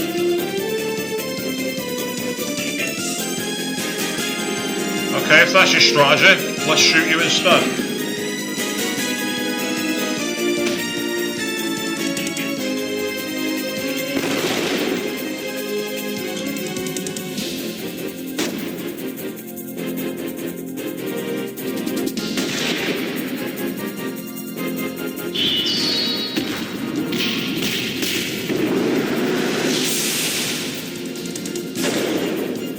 Ow! Right, they've marked him as a man. He's a marked man for some reason. No worries, I can sort it out.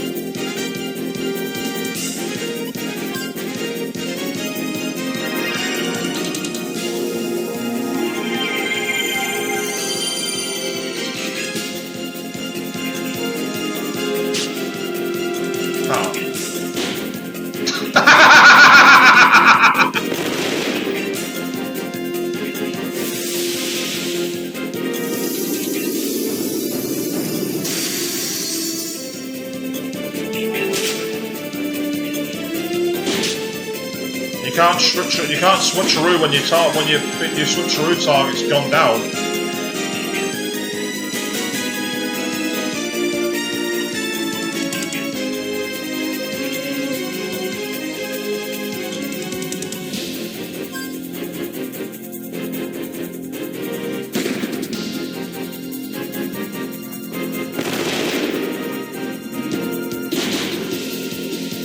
Heretic stamp.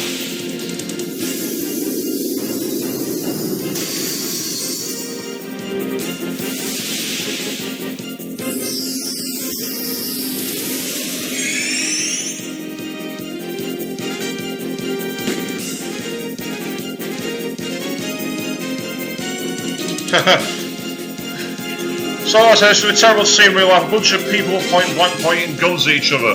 Yeah, it would be nasty to see, I agree with you, but it's only a game, so for once we can chill out and enjoy it.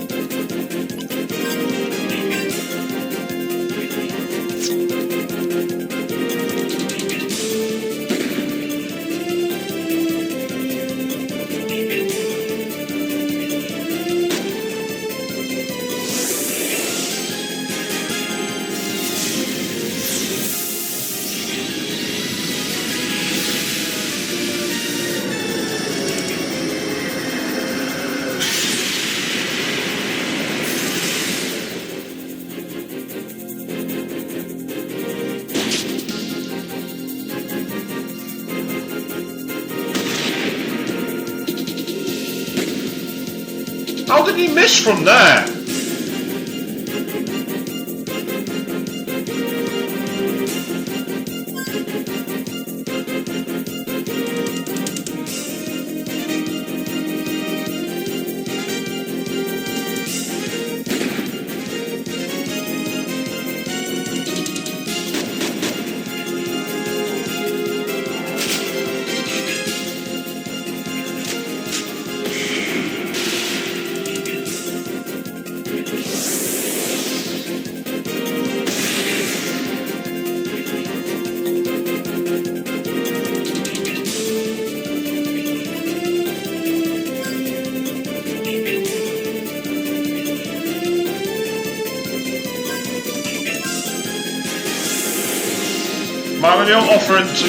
Offering a code. She shot him and then kicked him in the face just for good measure. And Mike Manil saying that dragon was cool. Indeed it was. It was a really nice look for it.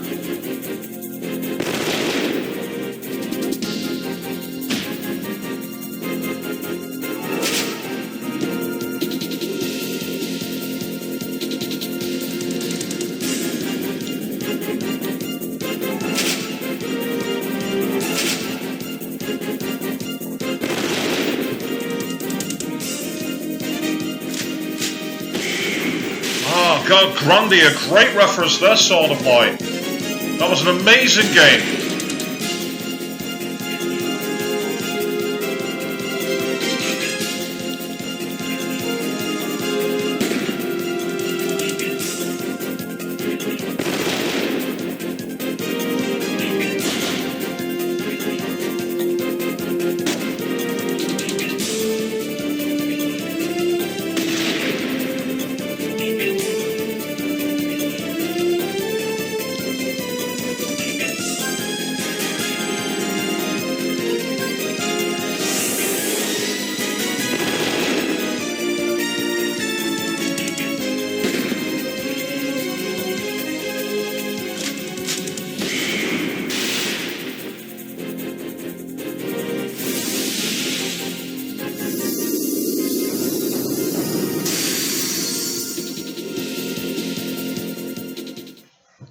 I'll do, I'm happy with that.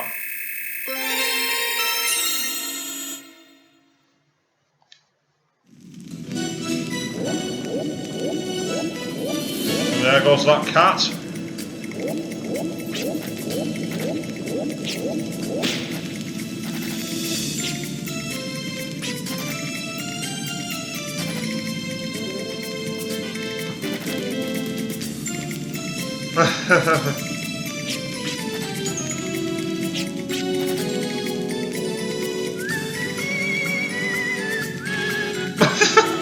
You just need to pay for you? What?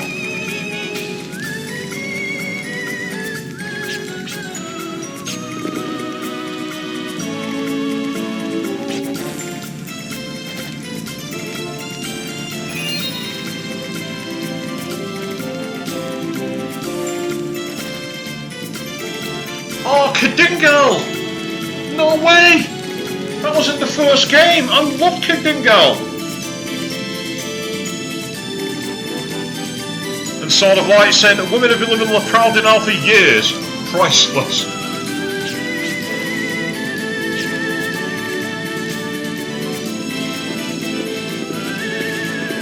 Why did you just walk past her?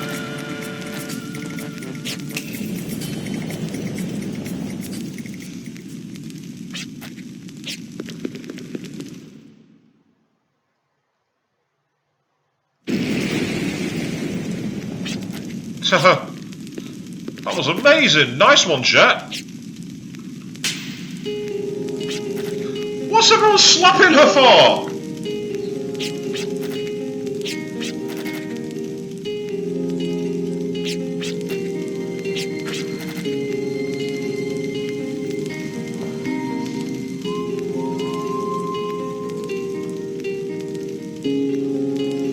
Jet takes after his name, according to Mark McKeel. You're not wrong, but so do I say there are lots of Easter eggs in Wild Arms 1, which is amazing.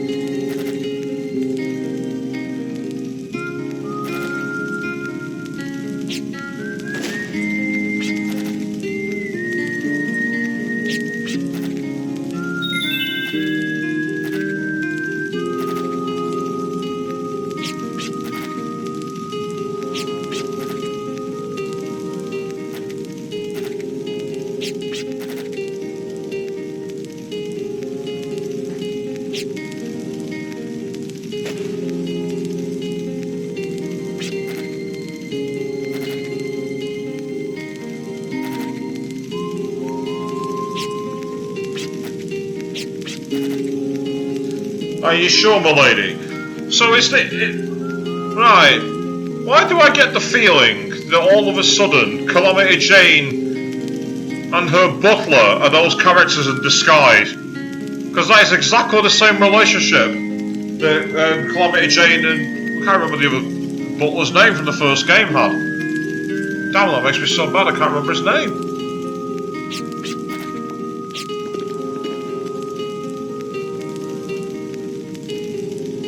It's sort of like it's Ben Affleck in a throw. It's not far off, actually.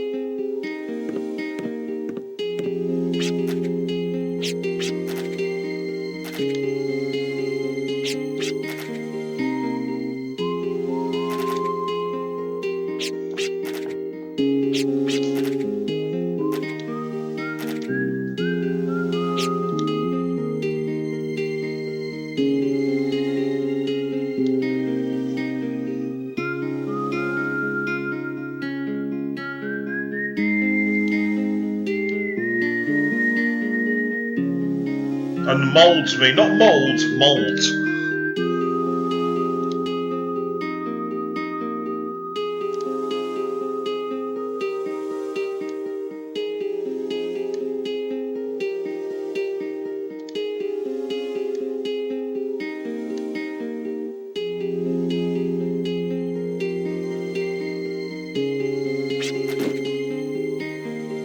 Oh, well that was sudden.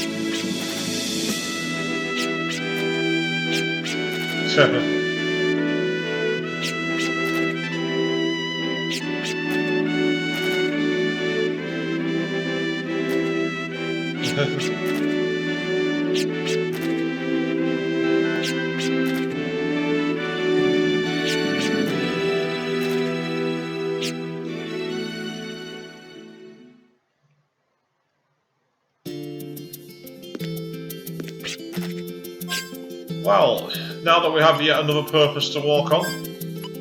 on the way to Kadingo. That's where I'm going to be calling it a night for the rest of the evening. As I say, thank you all very much for watching. It's been a bit of an epic one tonight, and it's been a hell of a lot of fun. And I should be back tomorrow for some more Wild Arms 3. But until then, thanks all very much for watching, and good night.